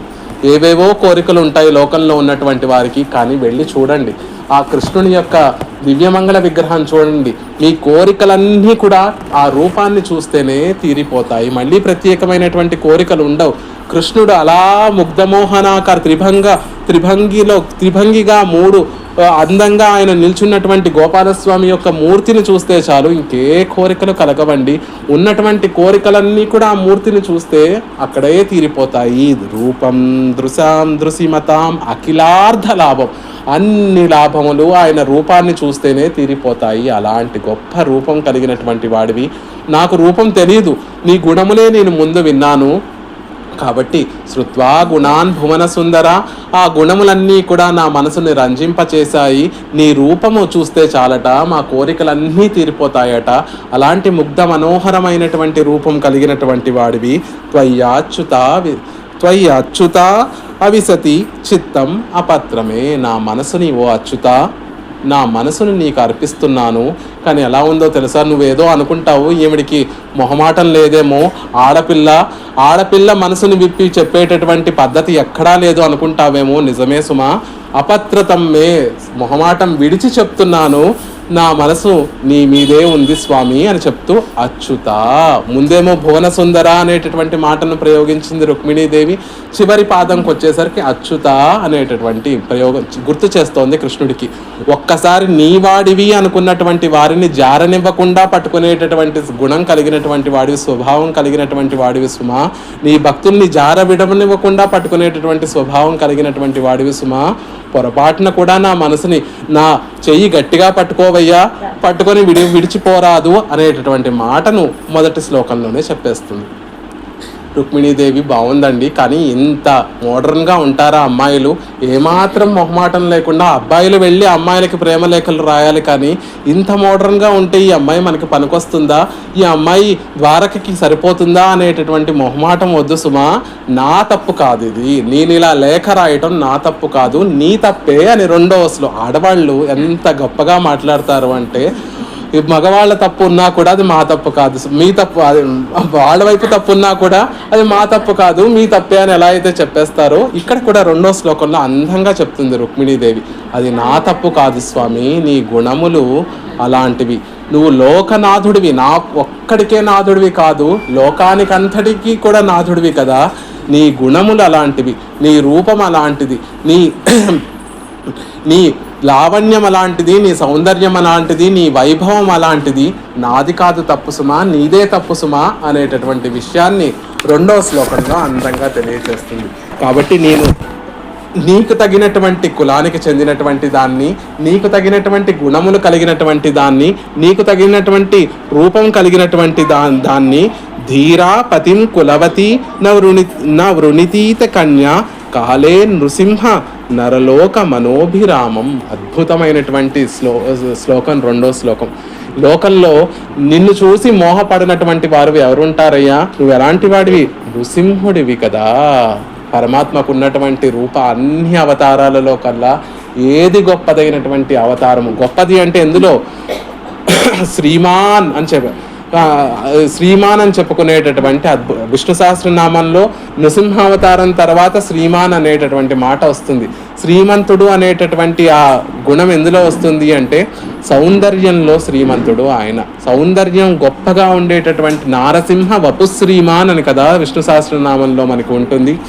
ఆ సౌందర్యం కలిగినటువంటి వాడు ఎవరు అంటే నృసింహుడే. కాబట్టి 2వ శ్లోకంలో కాలే నృసింహ నరలోక మనోభిరామం, లోకమనోభిరామం, లోకానికంతటికీ కూడా ఆనందాన్ని కలిగించేటటువంటి వాడివి, ఎందుకంటే నువ్వు నృసింహుడివి సుమా. ఎవ్వరు నీ రూపాన్ని చూసి మోహపడకుండా ఉండరు. ఎలా ఉంటుంది ఆ నృసింహ రూపము అంటే వట్టి పాలు ఎంతో మధురంగా ఉంటాయి, వట్టి కలకండ ఎంతో మధురంగా ఉంటుంది. కానీ నృసింహ రూపం ఎలాంటిది అంటే ఆ పాలు కలకండ 2 చేరిస్తే ఎంత మధురంగా ఉంటాయో అంత మధురమైనటువంటి రూపం కదా. అందుకే కాలే నృసింహ నరలోక మనోభిరామ్, నా తప్పు కాదయ్యా, లోకమంతా కూడా ఆనందింపచేసేటటువంటి వాడివి నువ్వుండగా నాకు మొహమాటం లేదు, ఏదో ప్రేమనంతటిని వ్యక్తపరుస్తూ ఈవిడెవడో ఫాస్ట్గా ఉంది అనుకోకు, ఇది నీ తప్పే సుమా అని 2వ దాంట్లో చెప్తోంది. ఇంకొక చమత్కారంగా కూడా చెప్తారు. ఆనాడు ప్రహ్లాదుణ్ణి రక్షించడం కోసం తట్టినటువంటి స్తంభం నుండి ఎలా అయితే వచ్చావో నృసింహ, నేను కూడా ఎక్కడో విదర్భలో ఉంది, ఎల్లుండే వివాహం అంటున్నారు, వెళ్ళగలనో లేదో అనేటటువంటి సంకోచం నువ్వు లేదు సుమా. నువ్వు నృసింహుడివి. ఆనాడు తట్టినటువంటి స్తంభం నుండి మాత్రమే బయటకు వచ్చావు, మిగిలినటువంటి అన్ని చోట్ల అలాగే ఇప్పటికీ కూడా పెరుమాళ్ళు ఈ కుర్చీలో, ఈ టీవీలో, ఈ ఫ్యాన్లో ఇంకా నృసింహావతారంతో అలాగే పెరుమాళ్ళు ఉన్నారట. కాబట్టి నువ్వు నృసింహుడివి సుమా. విదర్భ దూరంగా ఉంది, ఆవిడ్ని నేను పొందలేను అనే బెంగ అవసరం లేదు, వెంటనే వచ్చి నువ్వు నన్ను రక్షించి తీరాలి అని ఆయనకి గుర్తు చేస్తోంది. నువ్వు నృసింహుడివి. అర్పకుడైనటువంటి ప్రహ్లాదుడి యొక్క మాట కోసం అంతటా ఆ రూపాన్ని ధరించి వ్యాపించినటువంటి వాడివి, ఈ రుక్మిణి కోసం కూడా రావయ్యా నృసింహ అనేటటువంటి మాటను తెలియజేస్తోంది. తర్వాత 3వ శ్లోకంలో తన అభిప్రాయాన్ని వ్యక్తపరుస్తోంది. నేనున్నది నిన్నే పతిగా నేను నమ్మి ఉన్నాను, ఈనాడు ఎవరో శిశుపాలుడట వచ్చి నన్ను స్వీకరిస్తానంటున్నాడు. ఎలా ఉంది అంటే గోమాయువన్ మృగపతే బలిమంబుజాక్ష, ఒక అడవిలో సింహం వేటాడి స్వీకరించేటటువంటి ఆహారాన్ని ఏవో గుంటనక్కలు వచ్చి స్వీకరించుతున్నట్టుగా ఉంది. అలా నేను శిశుపాలుడు లాంటి గుంటనక్కలకి చెందినటువంటి దానిని కాదు, నృసింహుడి లాంటి నీకు చెందినటువంటి వాణ్ణి, నీకు నృహరివి నువ్వు, నీకు చెందినటువంటి దానిని నేను, కాబట్టి నువ్వే నన్ను వచ్చి స్వీకరించు. ఎలా అయితే రాక్షస వివాహం చేసుకొని నా పాణిగ్రహణం చేసి నన్ను స్వీకరించవలసిందిగా ప్రార్థిస్తున్నాను అని 2వ శ్లోకం. 3వ శ్లోకంలో తన అభిప్రాయాన్ని తెలియజేస్తుంది. 4వ శ్లోకంలో ఎలా వచ్చి అక్కడ ఉన్నటువంటి సూరులందరినీ కూడా జయించి నన్ను స్వీకరించు అనేటటువంటి విషయాన్ని 4వ శ్లోకం. వీర్యశుల్కంగా రాక్షస వివాహం చేసుకొని నా పాణిని గ్రహించి, నా చేతిని గ్రహించి నన్ను పెళ్ళాడు అనేటటువంటిది 4వ శ్లోకంలో తెలియజేస్తుంది. ఎలా వస్తాను, అందరూ ఉంటారు కదా, రాజ్య సేనలన్నీ ఉంటాయనుకుంటావేమో, బెంగపడకు, నీకు ఒక ఉపాయం చెప్తున్నాను అని తనని ఎలా పొందాలో ఒక ఉపాయాన్ని కూడా 5వ శ్లోకంలో తెలియజేస్తుంది. ఏమని చెప్తుంది అంటే, రేపు నేను మా ఆనవాయితీ ప్రకారం దుర్గాదేవిని ఆరాధించడం కోసం నన్ను అందరూ కూడా కోవెలకి గుడికి తీసుకుని వెళ్తారు. అప్పుడు ఎవ్వరు మిగిలినటువంటి రక్షణ అంతా కూడా ఉండదు. నేను నాకు తెలిసినటువంటి చెలికత్తెలు వాళ్లే ఉంటారు. కాబట్టి అక్కడికి వచ్చి నన్ను తీసుకొని వెళ్ళవయ్యా, అది నీకు సులభంగా ఉంటుంది అని తనని తాను పొందేటటువంటి ఒక మార్గాన్ని కూడా పెరుమాళ్ళకి విన్నపం చేస్తుంది రుక్మిణీదేవి. అంటే తన బంధువులందరినీ కూడా నువ్వు హింసించకుండా, వారిని శిక్షించకుండా, ఎవ్వరినీ కష్టపెట్టకుండా సులభంగా నన్ను తీసుకుని వెళ్ళడానికి ఇక్కడికి వచ్చి నన్ను తీసుకుని వెళ్ళవయ్యా, ఆ కోవెల దగ్గరికి వచ్చి నన్ను తీసుకుని వెళ్ళవయ్యా అనేటటువంటి విషయాన్ని 5వ శ్లోకంలో తెలియజేస్తుంది. ఇక నువ్వు రాలేదనుకో నేనేం చేస్తాను, ఈ జన్మకి ఇంతే అని నా ప్రాణాలు అగ్నికి ఆహుతి చేస్తాను. కానీ సుమా 100 జన్మలైనా స్వీకరిస్తాను, ఎన్ని జన్మలు ఎత్తినా కూడా నువ్వే నా పతిగా నేను భావిస్తాను అని చివరిలో ఒక వార్నింగ్ ఇస్తారు కదా. ఎలా అయితే నాయకుడు ఇద్దరు కూడా నువ్వు రాకపోతే నా పరిస్థితి ఇది, నువ్వు రాకపోతే ఇలా ఉంటుంది సుమా అని కొంచెం బెదిరించినట్టుగా ఒక మాట చెప్పినట్టుగా, నువ్వు రాకపోతే నేను చేసేది ఏమీ లేదు, కానీ 100 జన్మలకైనా నీ కోసం నేను అలాగే వేచి ఉంటానే తప్ప ఇంకొకరికి నేను దక్కను అనేటటువంటి విషయానికి 7 శ్లోకాలు 7 రత్నాలుగా ఉంటాయి. మనం పరమాత్మ విషయంలో ఎలా ప్రవర్తించాలి అనేటటువంటి విషయాన్ని అందంగా తెలియచేస్తోంది పిరాట్టి. ఆవిడ ఈ లోకంలోకి వచ్చింది అంటేనే, దిగి వచ్చింది అంటేనే తన బిడ్డలైనటువంటి తన సంతానమైనటువంటి మనందరినీ దిద్దుబాటు చేయడానికి. రామావతారంలో అది ప్రత్యక్షంగా కనిపిస్తూ ఉంటుంది. పిరాట్టి ఉపదేశం చేస్తూ మనందరినీ దిద్దుబాటు చేస్తూ ఉంటుంది. రుక్మిణీదేవి కూడా అదే పందాలో ఆవిడ కూడా మనల్ని దిద్దుబాటు చేయడానికి పరమాత్మలో ఉన్నటువంటి గుణములను తెలుసుకోండి, పరమాత్మ కథలు వినండి, పరమాత్మ యొక్క వైభవాన్ని తెలుసుకోండి. ఆయన రూపాన్ని కళ్ళారా చూస్తే చాలు మన మనసంతా కూడా పరమాత్మకి చెంది ఉన్నటువంటిది అనే విషయాన్ని తెలియజేస్తుంది. 2వ శ్లోకంలో ఇది మన దోషం కాదు, మనం పరమాత్మకి ఇంతలా ఆయన పట్ల మనసు పారేసుకోవడం మన దోషం కాదు, ఆయన గుణముల యొక్క వైభవం అది, ఆయన రూప సౌందర్యం యొక్క వైభవం అనేటటువంటి విషయాన్ని 2వ శ్లోకంలో చెప్పింది. తర్వాత ఈ జీవాత్మ పరమాత్మకే చెందినటువంటిది తప్ప మరొకరికి చెందినటువంటిది కాదు అనే విషయాన్ని 3వ శ్లోకంలో చెప్పింది. నువ్వే నన్ను నేను నీ దగ్గరికి రావడం కాదు, నా ప్రయత్నంతో నేను చేరటం కాదు సుమా, నువ్వే వచ్చి నీ కటాక్షం నా మీద ప్రసరింపచేసి నన్ను పరిగ్రహించాలి అనేటటువంటి విషయాన్ని ఇంకొక శ్లోకంలో చెప్పింది. అందులో అడ్డుగా ఉన్నటువంటి వారిని శిక్షించకుండా, వారిని కూడా నీకు ఇబ్బంది పెట్టకుండా నా మీద కృపా కటాక్షాలు ప్రసరింపచేయి అని తర్వాత శ్లోకంలో చెప్పింది.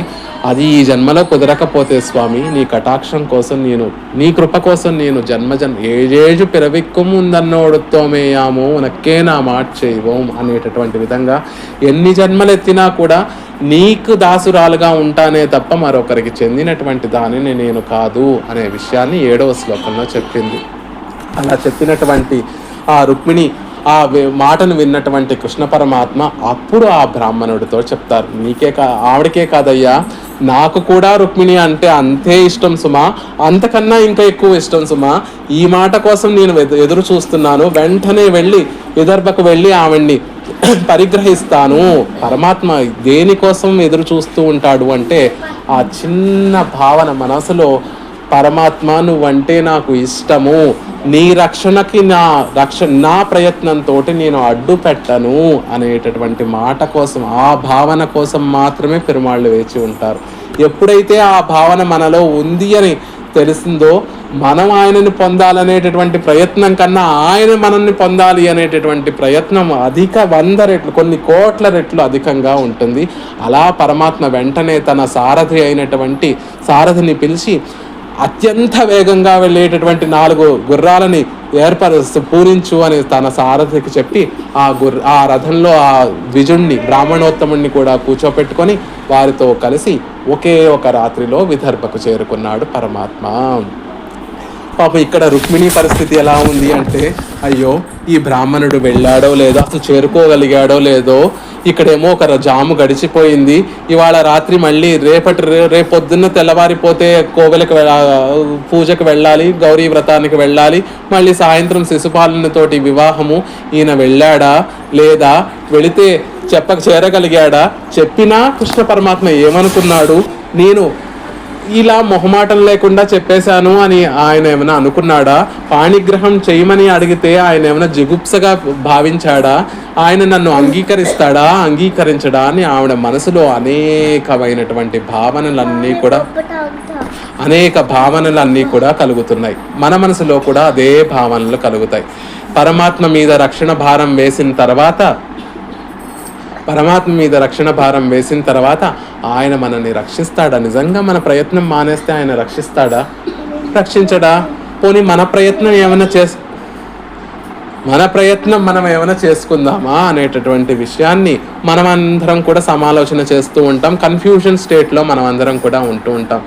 ఆయన మీద రక్షణ భారం వేసేసామే, మన ప్రయత్నం చేయాలా వద్దా? పోనీ పక్కన ఉన్నటువంటి వారు పోన్లేని మీరు ప్రయత్నించి చూడండి, మీరు చేసి చూడండి అని చెప్తూ ఉంటే వారు చెప్పినటువంటి మాటలన్నీ వినాలా? చెయ్యినా పోనీ ప్రయత్నము. ఆయన నిజంగా వస్తాడా, రక్షిస్తాడా, మన కష్టాన్ని తీరుస్తాడా అనేటటువంటి సందేహములన్నీ కూడా మన మనసులో కూడా కలుగుతూ ఉంటాయి. అలాంటి సందర్భంలో మళ్ళీ పరమాత్మ తానే రాడు, ఆచార్యుడిని మళ్ళీ పంపిస్తాడు. వెళ్ళినటువంటి విదర్భకు, ఆ ద్వారకకు వెళ్ళినటువంటి ఆ ఆచార్యుడు ఇలా కన్నీరు మున్నీరుగా కారుస్తూ సంశయంతో కృష్ణుడి దగ్గరికి వెళ్ళాడా లేదా, నిజంగా లేకపోతే ఎక్కడైనా ఆయాసంతో ఉండిపోయాడా, వెళ్ళాడా లేదా, వెళితే కృష్ణుడు ఒప్పుకున్నాడా లేదా, నన్ను అంగీకరిస్తాడా, నేను పంపినటువంటి ఆ విషయాన్ని విన్నాడా లేదా, ఆనందిస్తాడా, నన్ను అంగీకరిస్తాడా లేదా అని సంశయపడుతూ కన్నీరు మున్నీరు కారుస్తున్నటువంటి రుక్మిణీదేవి అంతఃపురంలోకి ఈ ద్విజుడు, ఈ బ్రాహ్మణోత్తముడు మళ్ళీ నవ్వు ముఖంతో వస్తూ ఉండేటటువంటి సందర్భాన్ని చూసినటువంటి రుక్మిణీదేవి యొక్క మనస్సు వెంటనే చీకట్లు పోయి సూర్యుడు వస్తే, సూర్యుడు తన కిరణములతో ఉదయిస్తూ ఉంటే చీకట్లు ఎలా అయితే వెళ్ళిపోతాయో, లోకమంతా కూడా సూర్యుడి యొక్క కాంతితోటి ఎలా అయితే నిండుతుందో, తన హృదయంలో అప్పటి వరకు ఉన్నటువంటి ఆ సంశయములు, అప్పటి వరకు ఉన్నటువంటి ఆ దుఃఖం అంతా కూడా ఒక్క క్షణం పోయి చంద్రుడు ఉదయిస్తే మనసుకి ఎంత ఆహ్లాదం కలుగుతుందో అంత ఆహ్లాదం.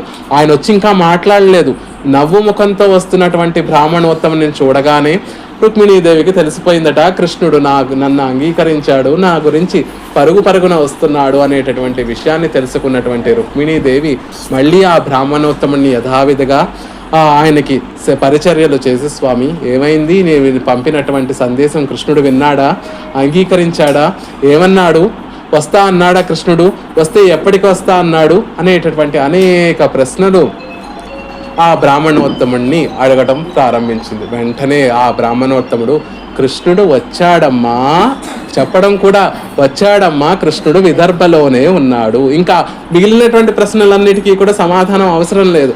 ఆ మాట వింటే రుక్మిణి యొక్క మనసుకి అర్థమైపోయింది, కృష్ణుడు నన్ను పరిగ్రహించడానికి వచ్చేసాడు. మన మనసుల్లో కూడా ఏదో ఎంబెరుమానారు దర్శనం అంటున్నారు, ఇందులో పంచ సంస్కారాలు తీసుకోమంటున్నారు, ఆచార్యుల పాద పద్మములే రక్షకం అంటున్నారు. ఆయన చూస్తే ఆయన కూడా మనలాగే రోజు 3 పూట్ల సపాటు చేసేటటువంటి ఆయన, ఏదో మనకన్నా కొంచెం స్తోత్ర పాఠాలు పెరుమాళ సన్నిధిలో ఎక్కువ గడుపుతారే తప్ప అంతకన్నా ఎక్కువ చేయరు.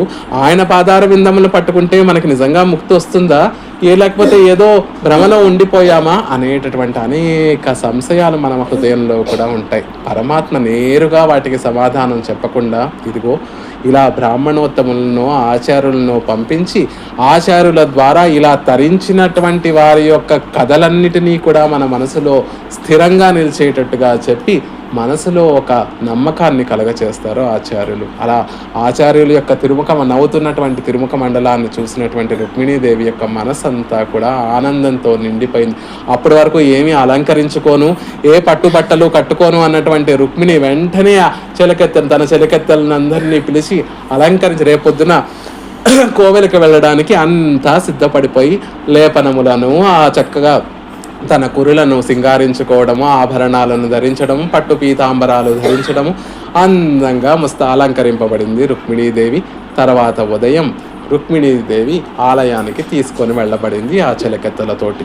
పాపం ఏమనుకుంది, కేవలం చెలికత్తెలు మాత్రమే ఉంటారు, ఒక 4-5 ఉంటారు అనేటటువంటి విషయం. కానీ ఇంత లోపల విదర్భ రాజు కృష్ణుడు బలరాముడు ఈ లోపల కృష్ణుడు వెళ్ళిపోయాడు అనే విషయం తెలిసినటువంటి బలరాముడు, అయ్యో కృష్ణుడు ఒక్కడే వెళ్తున్నాడు, నేను వెళ్లకుండా వెనకాల వెళ్లకుండా వెళితే కృష్ణుడికి పని అవ్వదు, ఒకసారి ఇలాగే వెళ్ళాడు, నన్ను వదిలేసి వెళ్ళాడు, ఆ పాము నోట్లో పడ్డాడు, కాళీయుడి యొక్క నోట్లో పడ్డాడు, నేను వెనకాల తోడు లేకపోతే కృష్ణుడికి ఎన్నో ప్రమాదాలు కలుగుతాయేమో అని బెంగతోటి ప్రేమతోటి బలరాముడు తన సైన్యాన్నంతటినీ తీసుకొని కృష్ణుడికి అండగా నిలబెడదామని ద్వారక నుండి బయలుదేరాడు బలరాముడు కూడా. ఒక పక్కన కృష్ణుడు వేయించేశాడనేటటువంటి వార్త, కృష్ణుడు బలరాములు ఇద్దరు కూడా వేయించేశారనేటటువంటి వార్త తెలియగానే విదర్భ రాజు అయినటువంటి ఆ భీష్మకుడు వెళ్ళి వారికి అందరికీ ఇష్టమే వెళ్ళి ఆతిథ్యాన్ని సమర్పించి వారికి ఉచితంగా వారు ఉండడానికి ఒక భవనాన్ని ఏర్పరిచి, ఆహా మా కూతురి వివాహాన్ని చూడడానికి కృష్ణ బలరాములు కూడా వచ్చారు ద్వారక నుండి. ఆయనకి పాపం ఏం తెలుసు, కృష్ణుడు రేపొద్దున ఆవిడ్ని పరిణయం ఆడతాడనేటటువంటి విషయం తెలియదు కాబట్టి ఇద్దరు కూడా చూడడానికి వచ్చారని వారికి ఉచితంగా మర్యాదలు చేసి ఒక భవనాన్ని ఇచ్చి వారిని మర్యాదలు చేయవలసినటువంటి చేశారు. కృష్ణుడు వచ్చాడని తెలియగానే విదర్భలో ఉన్నటువంటి అందరూ కూడా కృష్ణుడిని వెళ్ళి అప్పటి వరకు కృష్ణుడి గురించి వినడం, ఆ ద్వారక నుండి వచ్చినటువంటి వారు కృష్ణుడు ఇంతటి ముగ్ధ మనోహరుడు, ఇంతటి సౌందర్యం కలిగినటువంటి వాడు, ఇన్ని గుణములు కలిగినటువంటి వాడు అని విని ఉన్నటువంటి ఆ జనులందరూ కూడా కృష్ణుడిని చూసి తీరాలి అనేటటువంటి ఆశతోటి వెళ్ళి కృష్ణుడు ఉన్నటువంటి భవనానికి వెళ్ళి కృష్ణుడిని చూశారట. చూడగానే వారి మనసులో కలిగినటువంటి భావన ఏమిటి అంటే, కృష్ణుడు ఎంత అందంగా ఉన్నాడు, కృష్ణుడు ఎంత సౌందర్యంగా ఉన్నాడు, ఇంత సౌకుమార్యమా, ఇంత లావణ్యమా, ఇవేవీ వారి మనసులో రాలేదట. మా రుక్మిణికి ఈడైనటువంటి వాడు కృష్ణుడే సుమా అనేటటువంటి భావన. ఆ చూసేటటువంటి ప్రజలందరికీ కృష్ణుడు ఒక్కడే కనిపించడం లేదు, పక్కన రుక్మిణీదేవి ఆల్రెడీ వారికి చేరిపోయి వారిద్దరూ కూడా సేర్తిగా రుక్మిణి కృష్ణులు ఇద్దరూ కూడా చూసేటటువంటి జనానికి కనిపిస్తున్నారు. ఆ జనులందరూ కూడా వివాహం కాకముందే మా కృష్ణుడు రుక్మిణీదేవిని ఇద్దరినీ కృష్ణుల్లోనే చూస్తున్నాము, అప్పటి వరకు రుక్మిణిని చూసినటువంటి కృష్ణుడు అంటే ఎలా ఉంటాడో తెలియదు కాబట్టి రుక్మిణిని చూస్తే రుక్మిణియే కనిపించింది. ఇప్పుడు కృష్ణుడిని కూడా చూసిన తర్వాత రుక్మిణిని చూసినా ఇద్దరు కనిపిస్తున్నారు, కృష్ణుడిని చూసినా ఇద్దరు కనిపిస్తున్నారు. ఆహా మా రుక్మిణికి తగినటువంటి వరుడు ఈయనే సుమా, మేము చేసుకున్నటువంటి ఏదైనా పుణ్యం ఉంటే ఆ విధాత ఆ బ్రహ్మ వీరిద్దరినీ కలపాలి అని కనిపించినటువంటి దేవతలందరినీ కూడా ప్రజలందరూ కూడా మా రుక్మిణిని కృష్ణుడు పరిణయం ఆడేటట్టుగా చూడాలి అని అక్కడ ఆ ఊళ్ళో ఉన్నటువంటి వారందరూ కూడా దేవతలందరికీ నమస్కారాలు చేశారట. అలా చేస్తూ ఉంటే కృష్ణుడు తర్వాత రోజు రుక్మిణీదేవి ఆ గౌరీదేవి వారి వ్రత ఆచరణకి తగినట్టుగా గౌరీదేవిని ఆరాధించడం కోసం ఆ కోవెలకి వెళ్ళిందట. వెళుతూ ఉంటే ఈ విషయం తెలిసినటువంటి శిశుపాలుడికి చెందినటువంటి జరాసంధుడు వీళ్ళందరూ కూడా కృష్ణుడు వస్తాడేమో, రుక్మిణిని శిశుపాలుడికి కానివ్వకుండా చేస్తారేమో అని జరాసంధుడు వచ్చాడట. తర్వాత పౌండ్రక వాసుదేవుడు వచ్చాడట. కృష్ణుడికి యాంటీగా, కృష్ణుడు అంటే పడనటువంటి రాజులందరూ కూడా శిశుపాలుడికి సపోర్ట్ చేయడం కోసం వచ్చి ఉన్నారట. వాళ్ళందరూ కృష్ణుడు బలరాముడు వచ్చారనేటటువంటి విషయాన్ని తెలుసుకొని రేపొద్దున రుక్మిణిని ఒంటరిగా పంపించడానికి వీలు లేదు, రుక్మిణి చుట్టూ ముందు తన చెలికత్తెలు ఉంటారు, ఆ తర్వాత ఆ విదర్భ కుండినపురంలో ఉన్నటువంటి ముత్తైదువులందరూ కూడా ఆ అమ్మాయిని గౌరీ పూజ చేయించడం కోసం వాళ్ళందరూ ఉంటారు, ఆ తర్వాత సంగీతాన్ని వాయిద్యేటటువంటి వాళ్ళందరూ ఉంటారు. అంటే సైన్యాన్ని పెట్టకుండా మిగిలినటువంటి రక్షణనంతటినీ పెట్టారట శిశుపాలుడికి చెందినటువంటి వారందరూ. రుక్మికి అవన్నీ ఏర్పాట్లు చేశాడట. రుక్మిణి అంతఃపురం నుండి బయటకు వస్తూ ఉంటే తన చెలికత్తెలతో మాత్రమే బయటకు వచ్చింది. అలా ఆ గుడికి నడుస్తూ ఉంటే ఆ వచ్చి చేరేటటువంటి వారందరూ కూడా వచ్చి చేరుతున్నారు. తర్వాత ముత్తైదువులు వచ్చి చేరారు, తర్వాత ఆవిడికి అలంకరించేటటువంటి పరిజనం వచ్చి చేరారు, తర్వాత వాయిద్యములు వాయించేటటువంటి వారు వచ్చి చేరారు, తర్వాత నృత్యములు చేసేటటువంటి వారు చేరారు. చూస్తే ఒక పెద్ద ఊరేగం, పూరీ జగన్నాథ్ యాత్ర జరిగినప్పుడు ఎంతమంది కోలాహలం ఉంటుందో అంతమంది రుక్మిణి చుట్టూతా ఉన్నారట. ఆవిడ ఇదేమిటి, కృష్ణుడికేమో నేను ఒక్కతనే ఆ కోవెల దగ్గర ఉంటాను, ఆ పరమేశ్వరి గౌరీదేవి గుడి దగ్గర ఉంటాను, అప్పుడు హాయిగా కృష్ణుడు వచ్చి నన్ను పరిణయం ఆడొచ్చు అనుకున్నాను, ఇంతమంది ఉన్నారు, ఇప్పుడు కృష్ణుడు వస్తాడా రాడా అనేటటువంటి మళ్ళీ ఒక సంశయం పాపం ఆ హృదయం మనస్థితి కూడా. అడుగున ఒక కష్టం వస్తే అప్పటి వరకు జీవితం ఆచార్యుల పాద పద్మముల దగ్గర ఉంటాం, అన్నీ సుఖంగా జరుగుతూ ఉంటాయి. ఆహా ఆచార్య కటాక్షం నా మీద బోల్డ్ అంత ఉందండి, జీవితంలో కష్టం అంటూ ఏమీ లేదు, అంతా సుఖంగా సాగిపోతుంది అనే ఒక భావన కలుగుతుంది. ఒక కష్టం రాగానే ఈయనను నమ్ముకున్నాను, అయినా కష్టం వచ్చి, ఈ ఆచార్యుల్ని నమ్ముకున్నాను, అయినా కష్టం వచ్చింది, నిజంగా ఈ ఆచార్యులకి అంత మహిమ ఉందా లేదా అనేటటువంటి సందేహాలు మన మనసులన్నిటిలోనూ కూడా వస్తాయి. ఈసారి ఆచార్యుల మీదే సందేహం కలిగింది కాబట్టి పాపం పరమాత్మకి ఇంకొకరిని పంపడానికి అవకాశం లేదు. ఈసారి ఆయనే డైరెక్ట్గా వచ్చి మనకి ఆచార్యుని నమ్ముకుంటే నష్టపోయేటటువంటి వారు ఎవ్వరూ ఉండరు అనేటటువంటి విషయాన్ని ఆయనే నిరూపించడానికి ఎలా అయితే వస్తారో, పెరుమాళ్లే వస్తారో, ఇప్పుడు రుక్మిణీదేవికి ఉన్నటువంటి ఆ సంశయాలన్నిటినీ తీర్చడం కోసం కృష్ణుడు వస్తాడా రాడా అనేటటువంటి విషయాన్ని చూడాలి. పాపం ఆవిడ అదే ధ్యాసతోటి కృష్ణుడి యొక్క పాదార విందములనే మనసులో ధ్యానిస్తూ ఆ గుడిలోకి వెళ్ళింది. ఆ గుడిలో కనిపిస్తున్నటువంటి పార్వతీదేవికి, తల్లి నువ్వు హాయిగా నీ భర్తతో పరమేశ్వరుడితో ఉన్నావు, నువ్వు హాయిగా నీ పిల్లా పాపలతోటి సుఖంగా ఉన్నావు, ఎలా అయితే నువ్వు నీ భర్తతోటి నీ పిల్లలతోటి ఎలా అయితే సుఖంగా ఉన్నావో నన్ను కూడా నా కృష్ణుడితోటి చేర్చి నాకు కూడా ఆ లాభాన్ని కలిగించవమ్మా అనేటటువంటి విషయాన్ని ప్రార్థిస్తుంది లోపల రుక్మిణీదేవి. ఆ పూజ అంతా అయిపోయిన తర్వాత ఆవిడ బయటికి వస్తుంది. అదేమిటండి, సాక్షాత్గా పిరాటి అంటున్నారు, ఆవిడ ఈ లోకానికి వచ్చిందని చెప్తున్నారు, మనదంతా ఎంబెరుమానారు దర్శనం, పక్క దేవతల్ని, మన పరమాత్మని తలుచుకోకపోయినా పర్వాలేదు, పక్క దేవతల్ని తలుచుకోకూడదు కదా అని కదా మన సాంప్రదాయంలో ఉండేటటువంటి విషయము. మరి రుక్మిణీదేవి ఈ విధంగా నడుచుకున్నప్పుడు మేము గౌరీ వ్రతాన్ని ఆచరించడంలో దోషమేమీ లేదు, విఘ్నేశ్వర బియ్యం మూట కట్టడంలో దోషమేమీ లేదు అనుకుంటూ ఉంటాం. కాదు సుమా, అక్కడ చేసినటువంటి భావన ఏమిటి, మనసులో ఉండేటటువంటి క్రియ ఒకే విధంగా ఉంటుంది, కానీ మనసులో ఉన్నటువంటి భావన వల్ల ఆ క్రియ మంచి కర్మ చెడ్డ కర్మ అనేటి. ఇప్పుడు అక్కడ ఒక నదిలో చీమ వెళ్ళిపోతుంటే ఒక ఆకును వేస్తే అది ఆ చీమ నెత్తి మీద ముంచేయాలని వేసామా, దానిని బయటికి తీయాలని వేసామా అనేటటువంటి భావన వల్ల అది పుణ్యకార్యమా పాపకార్యంగా మారుతూ ఉంటుంది.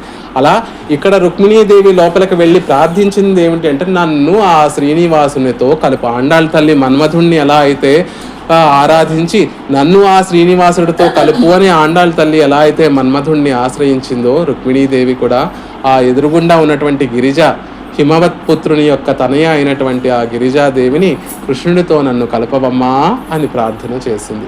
అలా బయటికి వచ్చింది. ఆవిడ అప్పటి వరకు మౌనవ్రతం పాటిస్తోంది. బయటికి వచ్చింది. రాగానే అప్పటి వరకు ఉన్నటువంటి పరివారంతో పాటు అక్కడ ఆవిడ కోసం వచ్చినటువంటి శిశుపాలుడితో వచ్చినటువంటి రాకుమారులందరూ కూడా ఆ పక్కన ఈ పక్కన నిల్చొని ఉన్నారట. ఆ గుడికి వెళ్ళేటటువంటి ముఖ్య ద్వారంలో రాకుమారులందరూ కూడా నిల్చొని ఉన్నారట.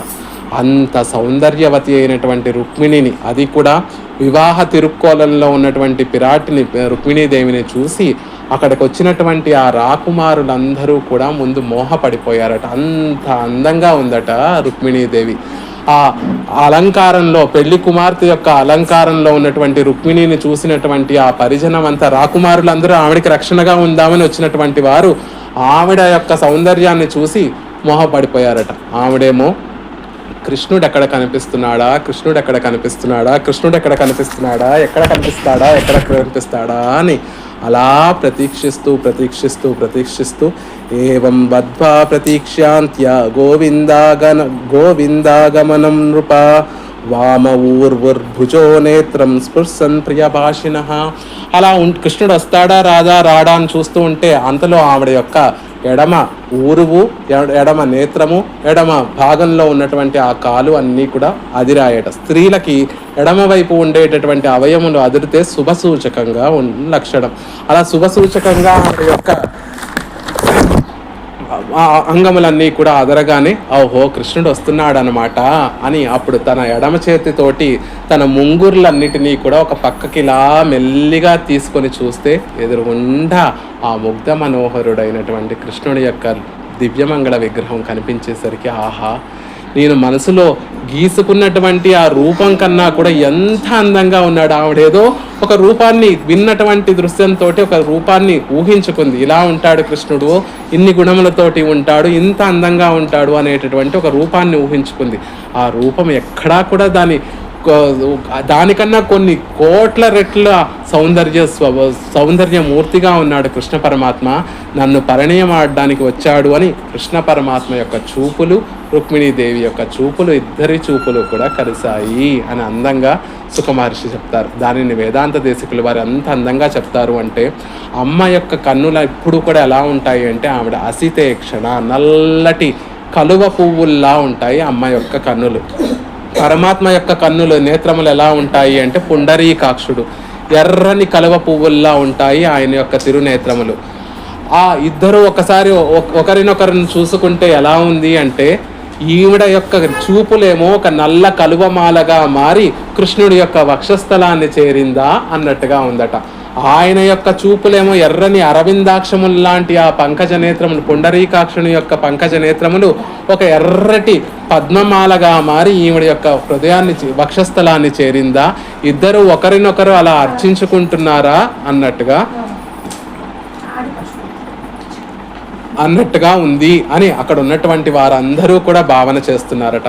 ఈ లోపల కృష్ణ పరమాత్మ ఆవిడ ఎలా ఉంది, ఆవిడ నాతో రావడానికి అంగీకారాన్ని చూపుతోందా లేదా అని ఆవిడ యొక్క హావభావాలు గ్రహించినటువంటి ఆ కృష్ణ పరమాత్మ తాను సంసిద్ధంగా ఉంది. రుక్మిణీదేవి పరమాత్మ ఇక నా చెయ్యి అందుకోవయ్యా అన్నట్టుగా ఆవిడ సూచన చేస్తే, కృష్ణ పరమాత్మ అమిత వేగంతో గరుత్మంతుని ధ్వజంగా కలిగినటువంటి ఆ కృష్ణ పరమాత్మ ఆ రథాన్ని వేగంగా నడుపుకుంటూ వచ్చి రుక్మిణీదేవి ముందు వచ్చి నిలిపి ఆ తన శ్రీహస్తంతో రుక్మిణీదేవి యొక్క శ్రీహస్తాన్ని పరిగ్రహించి తనని ఆ రథంలో వేంచేపు చేసుకొని కృష్ణ పరమాత్మ ఆ రథం నుండి బయలుదేరుతున్నారు. ఆశ్చర్యం, అందరూ కూడా ఆ సేర్తిని చూస్తూ ఆనందపడిపోతున్నారే తప్ప శిశుపాలుడికి చెందవలసినటువంటి ఆ రుక్మిణీదేవిని కృష్ణ పరమాత్మ తీసుకువెళ్ళిపోతున్నాడు అనేటటువంటి భావన ఎవ్వరికీ కలగలేదు. రథం వెళ్ళిపోతోంది కనుచూపు మేర కన్నులకి కనపడకుండా రథం దాటిపోయిన తర్వాత అయ్యో రుక్మిణీదేవి వెళ్ళిపోతోంది, అప్పుడు ఈ లోకంలోకి వచ్చి ఆ సేర్తికి ఉండేటటువంటి ఆ భోగ్యత వల్ల అందరి మనసులు కూడా కట్టి పడేశాయి. వారు కనిపించేంతసేపు కూడా ఏం జరుగుతోందో అనేటటువంటి ఊహ లేదు. ఆ సేర్తిని చూస్తూ ఆనందపడిపోతున్నారు. ఎప్పుడైతే ఆ రథం వాళ్ళ కళ్ళ ముందు నుండి దాటి వెళ్ళిపోయిందో, అయ్యో మన శిశుపాలుడికి చెందినటువంటి ఆ రుక్మిణీదేవి వెళ్ళిపోతోంది అంటే వెంటనే జరాసంధుడు మిగిలినటువంటి పరివారం అంతా కూడా కృష్ణుడి వెంట వెళ్ళి మళ్ళీ ఆ రుక్మిణీదేవిని తీసుకొద్దామనేటటువంటి ఉద్దేశంతో వెళ్ళారు. ఈ లోపల బలరాముడికి చెందినటువంటి ఆ సైన్యం, ఒక అక్షోణి సైన్యం అంతా, ద్వారకకి చెందినటువంటి సైన్యం అంతా వచ్చి వీరందరినీ కూడా ఓడించేశారు. అప్పుడు వీరందరూ ఓడిపోయినటువంటి జరాసంధుడు మిగిలినటువంటి వారందరూ కూడా శిశుపాలుడి దగ్గరికి వెళ్ళి బతుకుంటే మళ్ళీ ఇంకొక రోజు కృష్ణుడి దగ్గరికి వెళ్ళొచ్చు, ఇంకొక మంచి కన్యారత్నాన్ని మనం పొందొచ్చు, శిశుపాల ఇంకా విడిచిపెట్టేవయ్యా అని చెప్తూ అక్కడ అందంగా సుఖ మహర్షి ఒక మాట చెప్తాడు. ఎలా కృష్ణ పరమాత్మ రుక్మిణీదేవి యొక్క శ్రీహస్తాన్ని పుచ్చుకొని రథంలోకి అధిరోహింప చేసుకొని ఎలా వెళ్ళాడు అంటే, దేవలోకంలో ఉన్నటువంటి అమృతాన్ని గరుత్మంతుడు ఏ విధంగా స్వీకరించాడో ఆ విధంగా రుక్మిణీదేవి యొక్క శ్రీహస్తాన్ని ఎక్కడితో కథ మొదలైందో చివరికి కూడా అలాగే ముగిస్తారు సుఖ మహర్షి. రుక్మి మాత్రం కృష్ణుణ్ణి ఓడించి మళ్ళీ రుక్మిణిని తీసుకుని వచ్చేంత వరకు నేను ఈ విదర్భల కుండినపురంలో నేను అడుగు పెట్టను అని శపథం చేసి కృష్ణుడి వెంట వెళుతూ ఉంటే, కృష్ణుడు రుక్మిణి ఓడించి శిరఖండనం చేద్దాము అనేటటువంటి దశకు వెళితే వెంటనే రుక్మిణీదేవి పక్కన, ఇప్పుడు మనం ప్రారంభించిందే విరాటి పక్కన ఉంటే పెరుమాళ్ళు ఎవ్వరినీ శిక్షించరు, ఆవిడ పక్కన ఉంటే అందరూ రక్షింపబడతారు అనేటటువంటిది మనం చెప్పుకున్నాం. రుక్మిణీదేవి పక్కన ఉండడం వల్ల మా అన్నకి ఇలా మీరు అపకారం చేయడం తగదు అని పాపం ఆవిడ వణికిపోతూ భయపడిపోతూ బెంగపడిపోతూ అసలే చెప్పింది, ఎవ్వరికీ నష్టం కలగకుండా నన్ను తీసుకుని వెళ్ళవయ్యా, నా బంధుజనానికి నష్టం కలగకుండా తీసుకుని వెళ్ళవయ్యా అని ఆ లేఖలో తాను ప్రత్యేకంగా విన్నపం చేసింది. కాబట్టి కృష్ణ పరమాత్మ కూడా రుక్మి యొక్క శిరస్సును ఖండించకుండా రుక్మిణి విరూపుణ్ణి చేశాడు, అంటే తన మీసములను ఆ శిరోముండనమును చేసి విడిచిపెట్టేశాడు అని చెప్తూ రుక్మిణీదేవిని మధుర ద్వారకకు తీసుకువెళ్ళటం. ద్వారకలో అంగరంగ వైభవంగా ప్రతి కుటీరం కూడా మా ఇంట్లోనే పెళ్లి జరుగుతోంది, మేమే రుక్మిణిని కృష్ణుడికి ఈరోజు ఇస్తున్నాము, సమర్పిస్తున్నాము అనేటటువంటి భావనతోటి అందరి ఇళ్లలు కూడా శోభాయమానంగా ఆ అలంకరింపబడి పన్నీరు జల్లులతోటి ఆ మామిడి ఆకులతోటి అలంకరింపబడి ప్రతి ఒక్కరూ కూడా రంగవల్లులతోటి వారి ఇళ్ళనన్నిటినీ కూడా అలంకరించుకొని మా రుక్మిణిని మా కన్నయ్యకి ఈరోజు మేము ఇచ్చి వివాహం జరిపిస్తున్నాము అని ఆనందంతో రుక్మిణీదేవిని కృష్ణ పరమాత్మకి ఇచ్చి వివాహం జరిపించడం జరుగుతుంది. వారిద్దరూ కలిసి ద్వారకలో ఉన్నటువంటి వారందరినీ కూడా కటాక్షించడం జరుగుతుంది. ఈ కథంతా కూడా మనం వింటే పరమాత్మ ఎలా మనని రక్షిస్తాడు అనేటటువంటి విషయం మనకి అర్థమవుతుంది. మనకున్నటువంటి సంశయాలన్నిటినీ తీర్చడానికి ముందు ఆయన మీద ఆయన గుణమును మనం వింటే అవి మన హృదయంలోకి అవి వెళితే ఆ లోపల ఉన్నటువంటి మాలిన్యములన్నీ కూడా ఆయనే పాపం శ్రమ పడతాడు, ఆయనే తొలగించుకుంటాడు.